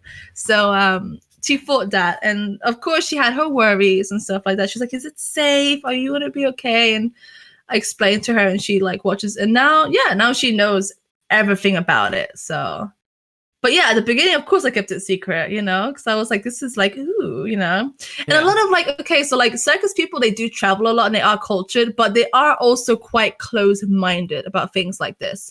Like, for example, I know I will never have a husband in the circus industry, just because I know people will be like, oh, well, your girlfriend does camming, like, I know I will never have a serious boyfriend in the circus industry, which is fine by me. Just because they're quite close-minded like that, It's mostly the older generation, but yeah, of course I kept it a secret. I was, it was like something like naughty. So I have a question. But yeah. Starting up camming, okay, is there any similarities to starting up Twitch? Like, is it just as hard to get noticed, or is it relatively easy? Or like, how do you build up that audience? Because you still have to build up an audience the same way you would any other platform, I imagine. With camming, it's not based on views as much as it is on Twitch. Like, for example, like camming and Twitch for me is like pretty much the same thing. I do the exact same thing. I sit here, I talk. I'm more of a talkative cam girl, and then like I can do a lot of TOS shit on there. But camming is not based on views. So for example, like the top model on my site has way less viewers than I do. She just has 3 or 4 top dogs, that keep her going. So it's not based on views at all. Views ain't gonna get you anywhere. So when girls complain about views, I'm like, girls, like, you don't need the views. Like, views ain't gonna get you nowhere. Views don't make you money. It's not Twitch.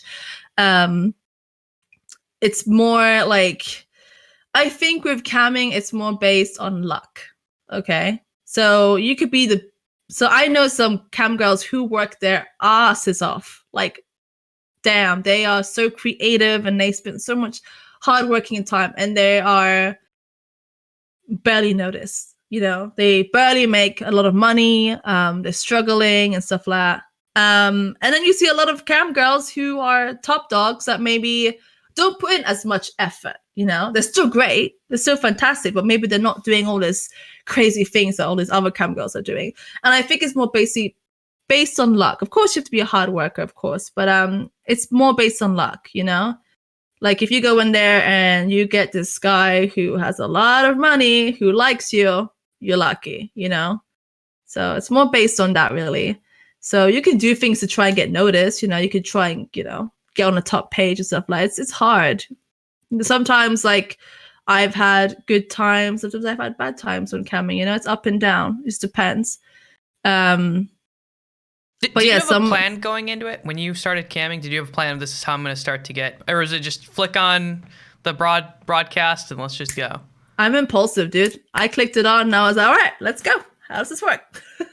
And then obviously when you're a new girl, you got a lot of guys coming in trying to like scam you, So they were like, oh, like for example, like, oh, has tipped 10,000 tokens. I'm like, you do know you haven't tipped tokens, right? Because I had watched girls for so long and I had done my research.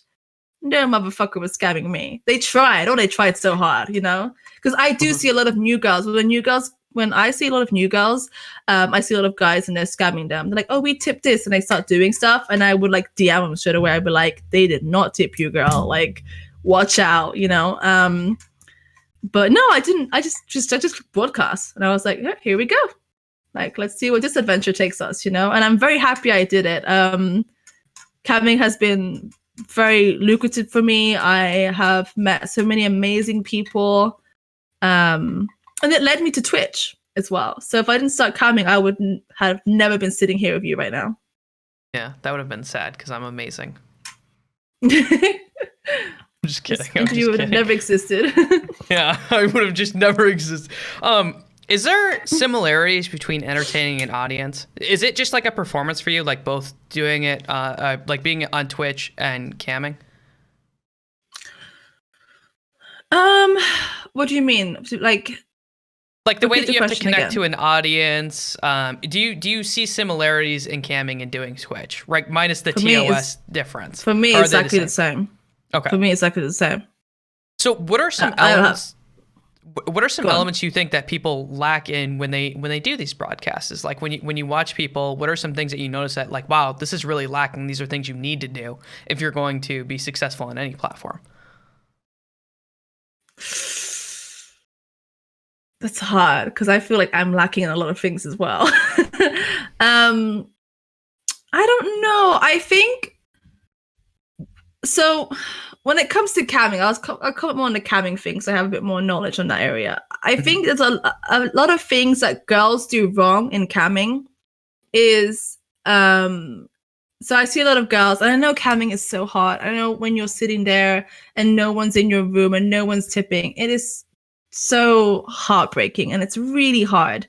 But I think one thing that a lot of girls do that is never going to get them success is that they're sitting there and they're huffing and puffing and they're like, oh, is anyone going to tip me? Like, there's no one in here. Like, what the fuck? You know? And I want to say I've been guilty of that once or twice. I've done it once or twice. But I've noticed that, like, when girls do that, like, when I would come and watch girls and they do that, I'm like, I want to leave. So imagine if a member comes in your room. No one wants to sit around and be like, no one wants to see a Debbie Downer. I suppose there isn't a live streams fail that someone can then clip that and put it on like LSF, and then suddenly you grow huge complaining about people not paying you for your content, right? Exactly, yeah. Because when I saw that clip on Twitch on Twitter going around about that one person, I was laughing. I was like, "This is camgirls every day." I was like, "This is them every day." But yeah, so like yeah, I see a lot of girls do that. They're like huffing and puffing, and like if you're not feeling it, log off. That's what I do. You know, sometimes I'm like, all right, guys, I'm gonna go. It's a bit quiet tonight. I'll see you tomorrow. Blah blah blah, and I just log off. I don't want to sit there and huff and puff. Nobody wants Debbie Downer. You know, like okay, I'm really real. Like I talk about like problems and my emotions and stuff, but people come to watch me and other streamers because they want to like a distraction. You know. They don't want to like, they have their own fucking problems. They don't want to watch you and watch your problems. Do you know what I mean? Like, okay, it's okay to like say, oh, I'm going through this, and your viewers will be like, oh, I'm sad, blah, blah, blah. But nobody wants to come and watch and hear your problems. And that's just the truth. Yeah. You know? Like they have their own problems. They come for distraction. They come for entertainment. So I think lacking, I don't know. It's a really hard question, Blake, because I feel like I'm lacking in a lot of things as well. What do you think you're lacking in? Like, what are some qualities you think you're lacking in? Okay, this comes more from like me judging myself. I wish I'm lacking on like inspiration right now. Like there's so much what I want to do, but I keep pushing it aside. I have so many ideas that I want to do, but I keep pushing them aside. So I'm like, oh, I want to do this. And then I'm like, I wake up in the morning, I'm just like, oh, I'll do it tomorrow. You know, I wish I had more energy. That's why I tweeted the other day. I was like, I wish it was more hours in the day because I sleep, I wake up. By the time I get ready, have my dinner or something, it's like, oh, time to stream already. Like, oh, fuck, gotta stream more. Like, yeah, I wish I just had more energy. I'm so lacking in energy right now. And I just wish I would just do what I say I would do. That's what I'm lacking on. Maybe on Twitch, I'm lacking on content. I don't know what people think content is on here, but I don't know what content is either. I hate that word. People are like, "You just do content," and I'm just like, I don't know. I just do what I do. I don't, you know, I do what I want to do, what I think is good. And I guess a bunch of people like it because if they didn't, I wouldn't have the viewers I have or the people who follow me. Everyone is not for everybody, you know? Like, for example, like not everyone's going to like you. So I think that's one thing I find hard is that to realize that not everyone is going to like you. No one's going to like your content, where I kind of like crave that a little bit. Yeah, where I want to like please everybody, but you can't. So. Yeah. So looking at getting into Twitch, what made you get into Twitch? Okay, so I was camming and people in my chat room were talking about Twitch. And they're like, oh, Quincy, do you stream on Twitch? And I was like, no, but I've heard about it. I've seen it a few times. Like, I haven't really explored it. I was like, I know big gamers go in there. I thought it was more for gaming, really. Yeah. I was like, oh yeah, big gamers go in there, blah blah blah. I was like, oh, you should try it out. You know, a lot of people do just chatting, and I flicked through it, and I was like, you know, I wasn't very, you know, interested. And then then I just kind of like that night I was just like, oh, let me have a look at Twitch a little bit. And I was looking through Twitch, and I remember the first recommended was Doc. This is before I didn't even know who the Raj was. I didn't know all these big streamers were. All I knew was like Ninja, because he's mainstream. You know, you see him on the news, on the TV, on Twitter, and Tim the Tatman, of course. So I watched Doc for a bit, and I saw he was doing these recruitment shows, but I didn't really know what they were for. I just kind of enjoyed the dynamic of the podcast and people talking and stuff like that. I was like, it's pretty cool. And I subbed to him, and yeah, so like every night I would just like watch him, and I'll like sleep and just like chill, you know.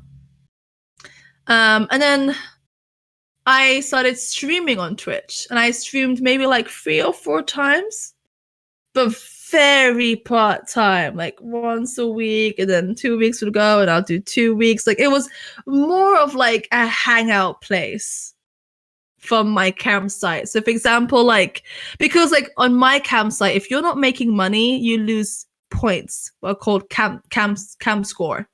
Okay. So when you lose camp score points, you have to make like $50 an hour, pretty much. If you're not making $50 an hour, you lose points. And then your camp score shows you like where you are. So for example, if you have a really shitty cam score, it's like views. So for example, on Twitch you don't have enough views, you're all the way down to just chatting section, right? If your cam score, if you don't have a good cam score on camming, you're all the way down, so you get less noticed. And the more money you make a week, more money you make an hour for the company, of course, the more higher cam score you get. So the more top of the page you are, the more more you get noticed, because some people don't like scrolling. They just go and go, oh, this girl looks nice, you click on the top page, you know. That's why the top girls usually always stay on top, because there are sense. You know. So when like I would have quiet days on cam, I would be like, oh, let's just go on Twitch, shall we, and watch movies and play video games or whatever. And then after I would do that, and I started doing a bit more and more, and I started to enjoy it. And then Doc wrote to me on Twitter once, and he was like, hey, do you want to come on the show? And I was so excited. I was like, oh my God, yes. And I was like, I'm in LA right now, but when I get home, because I didn't have like all my setup, I was like, when I get home, I'll be down. And I remember like, it was like a month or later or something. I made him wait forever. I finally went on the show. And then, yeah. And that's how it started. And then I started like, then I did the Queen of the Hill, and then I started doing some more podcasts, and I started streaming more, and then I just started like falling more in love with it. You know, it was like gradually, slowly. I was like, oh, this is cool. And I think one of the big reasons I love Twitch is just the community, and how streamers like in camming, cam girls don't go in each other's rooms. It's like leeching. You don't go in another cam girl's room. Like it just doesn't exist, you know? Yeah. People don't do podcasts and camming, you know? So like you only see them at events and stuff. So that's what I liked about streaming on Twitch. It was like everybody, like other streamers would come in my room, raid each other, do podcasts, do things like this. So because even though like camming is cool, but it can get lonely. And I was feeling very lonely when I moved in here, because I live alone. When I moved in here, and I was doing camming, like, hey, you have your chat and everything. And when you're with chat, you don't feel lonely. Like when I do my camming or Twitch, I have my chat with me, and, you know, I don't feel lonely. Like I don't realize that I'm actually alone. Then when the stream goes up and you turn around, you're like, oh, fuck, I'm actually alone.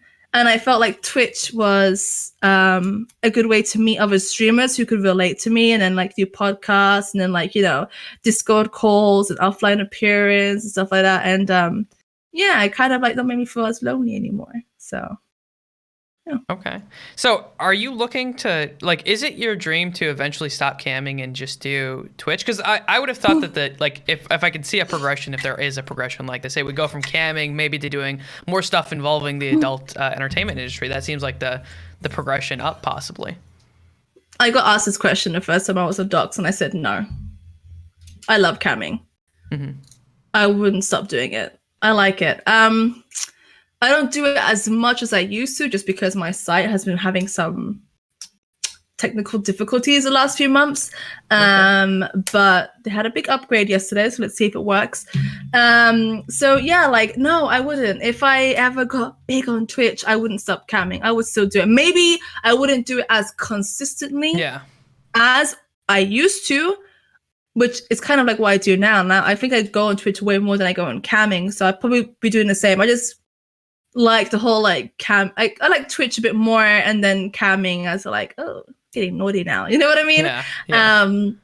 Did you ever think about moving to do other adult entertainment things, like going straight to like porn and doing that like completely? So I've only started like thinking about that recently.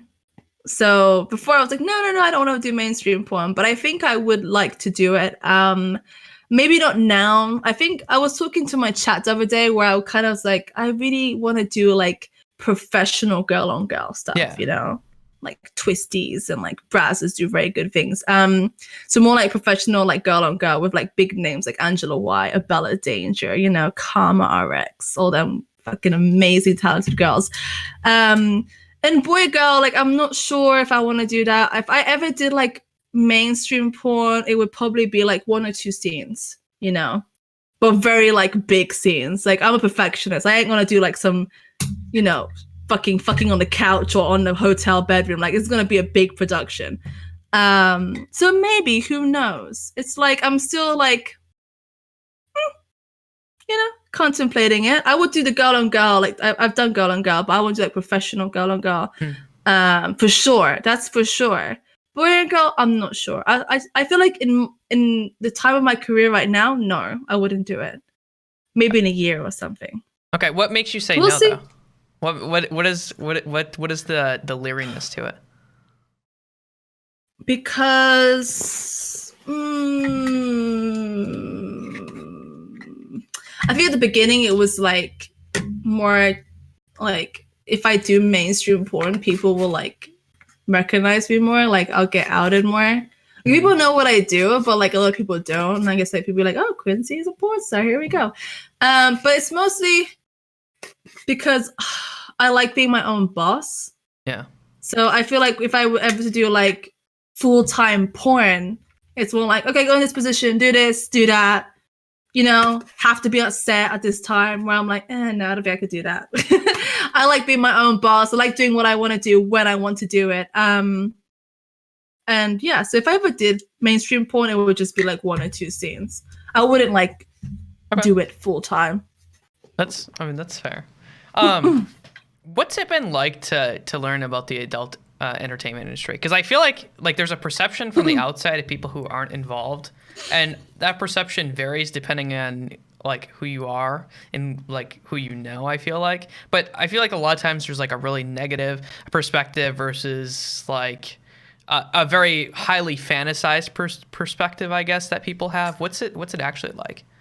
I feel like a lot of people have this perception of porn being like dirty or nasty or like involved with the wrong crowd, you know, like, oh, if you get into porn, you're gonna be involved around drugs and shit like that, you know.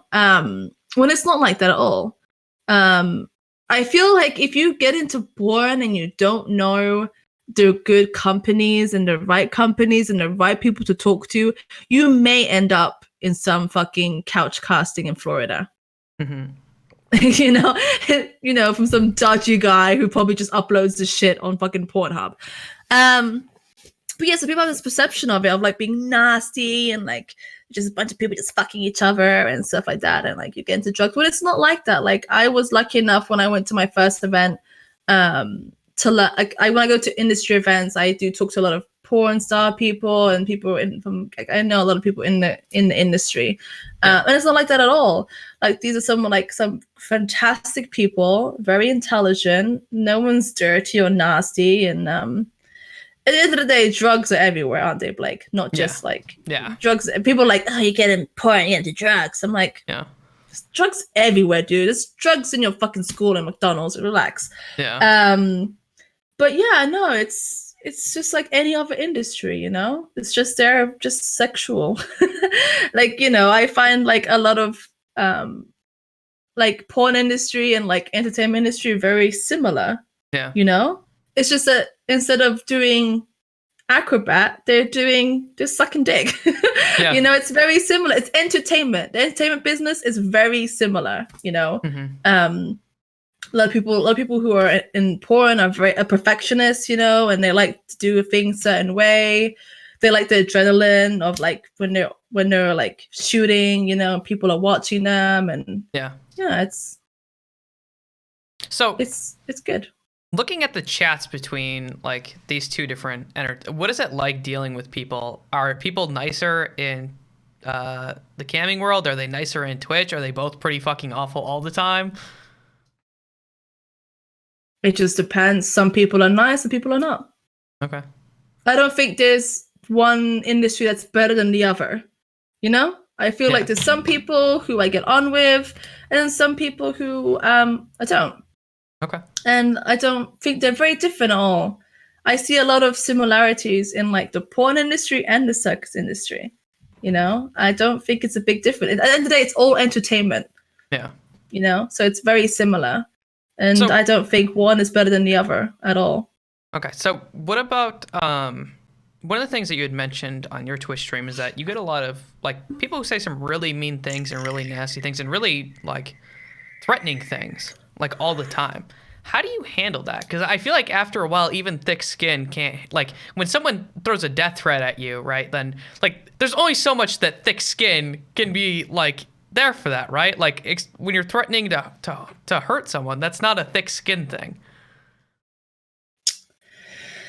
Yeah, it can be hard. Like I feel for me, when people say something to me, I have quite thick skin and I just like brush it off just because I'm so used to it, you know? Like it's just words to me at the end of the day. Some things can get to you, of course, especially when you're having a shit day, you know, when you're already having a bad day and that one little motherfucker comes in and says something about your nose or something and you're like, oh, fuck you. Today, fuck you. But no, it does get to me sometimes. There's some things that people say to me in chat that like do like stay in my head for a long time where I'm like, oh God, what if they're right? You know? Then I start doubting myself. I'm like, oh fuck, what if they're right? What if I am shitty streamer? What if I don't have any content, you know? But how do I deal with that? I think I've just been so used to having people shit on me for such a long time that like I've kind of grown that thick skin where I'm like, you know what? People can say whatever. This is what I'm gonna do. Because I feel like in life, people are always gonna say shit to bring you down for some weird reason. People just like doing that. People don't like seeing other people succeed in life. They just don't, you know? Even though if me and you have two different careers, a lot of people when they see someone succeeding, they're like, nah, fuck this bitch. Why is she succeeding? You know? And a lot of people like to bring you down because they're like, you know what? No, people have to be all like me, shitty and blah, blah. But I just kind of, I don't know. I think I've learned in my life that if I listen to what people have to say about me, I will not be where I am right now. If I had to listen to every stupid fucking opinion that people be like, oh, Quincy, you live in, I used to always get told this when I was younger, Quincy, you live in a bubble, like come back to reality, you know? Like, stop dreaming so big. If I listened to those people, I would be where I am right now. I'd probably be, I don't know, working some fucking office job or something. Yeah. You know, bored out of my life, probably married to some prick or something, you know? So I think I realized that, like, you know what?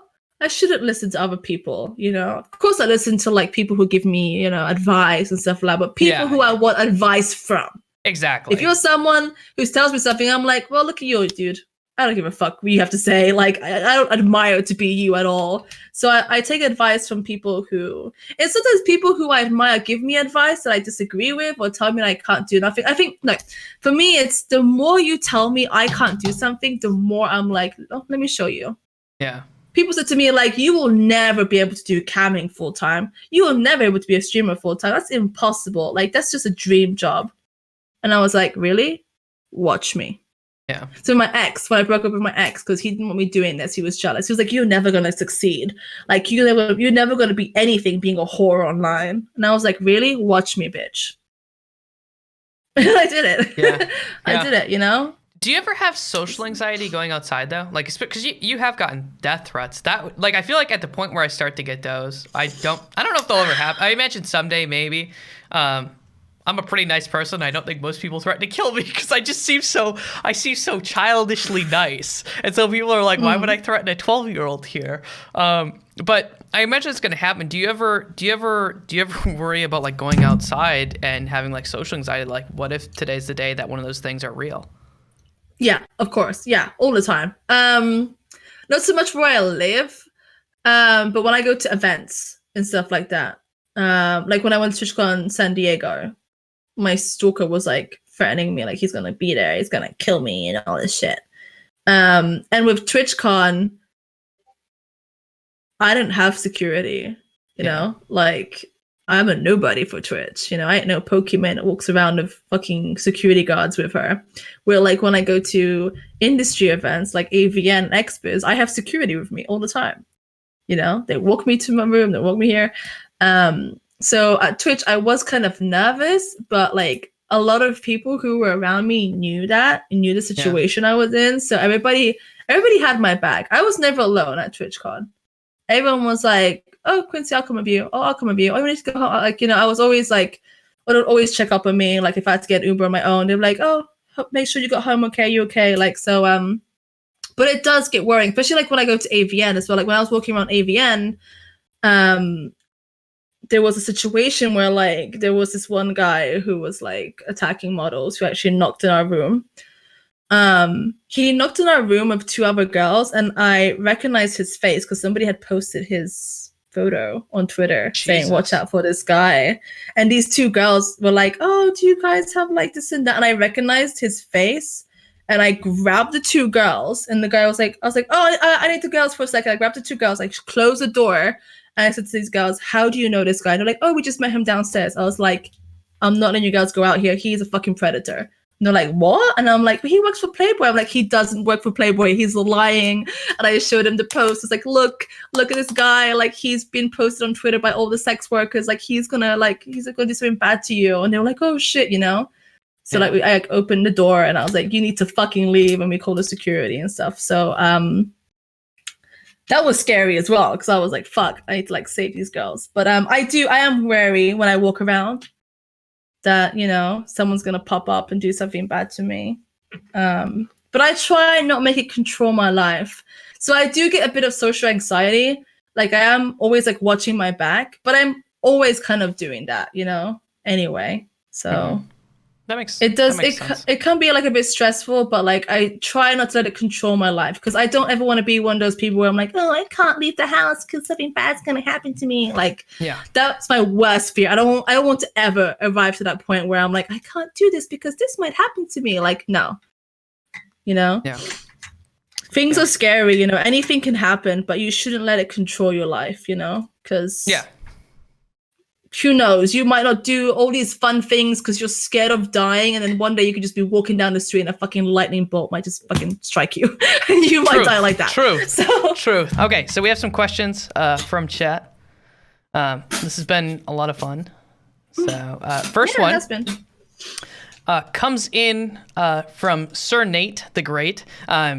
Did you get to work with tigers or elephants or horses? Those are my favorite animals. Yeah, I worked with elephants. What else did I work with? Crocodiles, elephants, giraffe. I worked with tigers, but not very close with them. Mm-hmm. Who else? And hippos, rhinos, horses. A lot of exotic animals, yeah, I did. What was your favorite exotic animal to work with? Elephant, of course. Elephant? Why is it the elephant? Mm-hmm.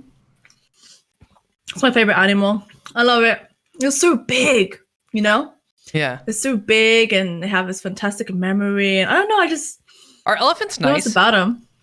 Yeah. They can be bitchy.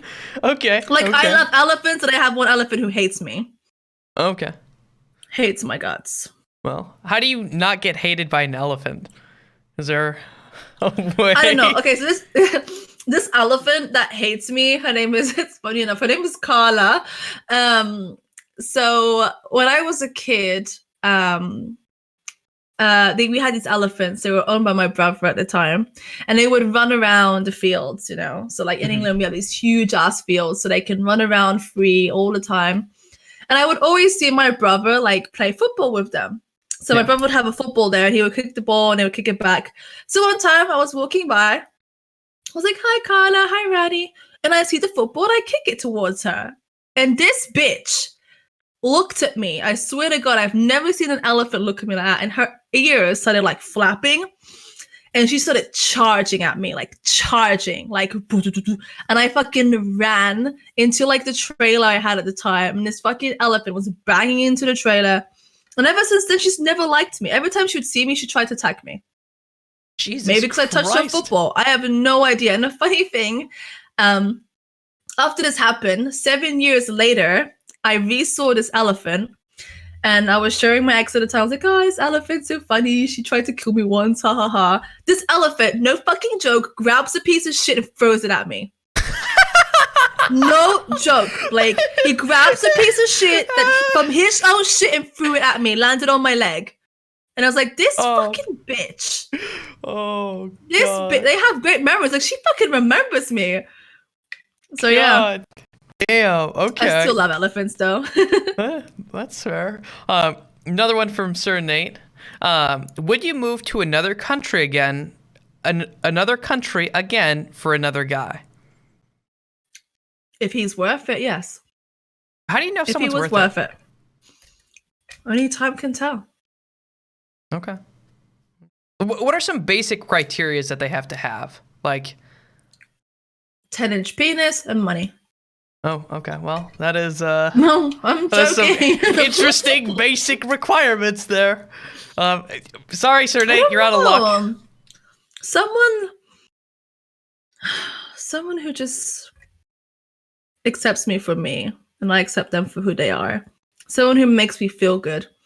Someone who has ambition like me. Someone who will push me as well, and I can push them. I don't know, just it's hard. There's so many good things, and obviously nobody's perfect, so you can't be like, oh, I want this and that. He have great ambition, but maybe I don't know, maybe he's a shitty liar. Who knows? No one's perfect, Yeah, that's fair. Do you struggle sometimes finding relationships with your jobs? Is that something that has been a constant thing that gets brought up that's been an issue? No, I don't date. Ever since my ex-boyfriend, I haven't really dated, so I haven't had that situation yet. Okay. Is there any reason why you don't go out dating? Is there just not worth the hassle? I just don't have time. I'm always working. Fair. I don't know anyone here as well, so there's a few people I have crushes on, but they live all the way in America or live over China. It was so far away, so yeah. Okay. Yeah, so no point even trying. Yeah. So we had one coming from Joe. I don't know what WTG means. Hopefully it's an appropriate WTG. Is there any specific city or country you would like to live in? So far, I would love to live either Vegas or Miami. Yeah. I guess those are some interesting choices. Yeah. Why Vegas? I love Vegas. Vegas is just there's always Vegas is the capital of entertainment. Come on. Okay. All the shows, all the stuff that's going on there. I just love it. When I go there, I kind of feel wow, this is exciting. And Miami, I just love it. Miami because it's a rich Latin America. It's when I go to Miami, I feel like I'm in South America. No. Okay. I love that. The heat, the people, the food, the atmosphere. I've never been to Miami, but I want to go sometime. So. Oh, it's lovely. Yeah. Okay. Well, chat didn't ask any more questions, so I have one last question for you before we get out of here. Having had the experience being on my show, the first live show I would like to add, which is exciting. Some technical difficulties, but we worked those out. We're all smooth now. Having had the experience being on the show, if you could see anyone on the show, the only criteria is that they have to speak English because it's the only language I speak. And they have to be involved in the entertainment industry in some way. So that includes Twitch, includes YouTube, anything like that. If you could see anyone to be on the show, who would you like to see? Ooh.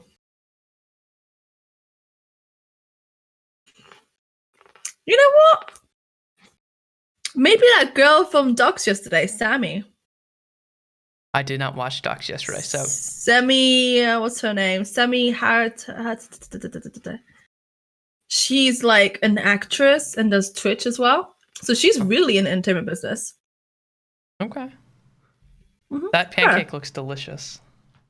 It is. Thanks. I'm dieting, Quincy, and you're just eating a pancake. I appreciate it. So am I, but I'm cheating today. Okay. Yeah, Sam Hanratty. Yeah, her.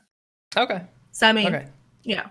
Thank you, Octopus. She's a good choice. So, that being said, this has been all I have for you. This is all of the questions that I have for you. If you want any shout-outs, you're more than welcome to have the shout-outs now. So if you want some, you can have them. Everyone should follow her channel if you're already not. I need to fix my shout-out command, but it is .tv/Quincy UK. Yeah. So. _UK. Oh, _UK, yes, thank you. Don't forget the underscore. I did it naturally without thinking about it. I hate the _UK. I can't wait to get rid of it. Are you going to get rid of it? When are you going to get rid of it? Well, hopefully when I'm partner. Okay. Well, I'm hoping that should be her link if I spelt everything right. So, do you have any other shout-outs you want to do? Otherwise, I'll close out the show. No, I'm good. Okay. For everyone out there, for having me. Yeah, it's been fun. For everyone out there, this has been The Minds of Media. My name is Blake Panashevitz, and until next time, I hope you guys all have a wonderful day. We're gonna get out of here. Bye.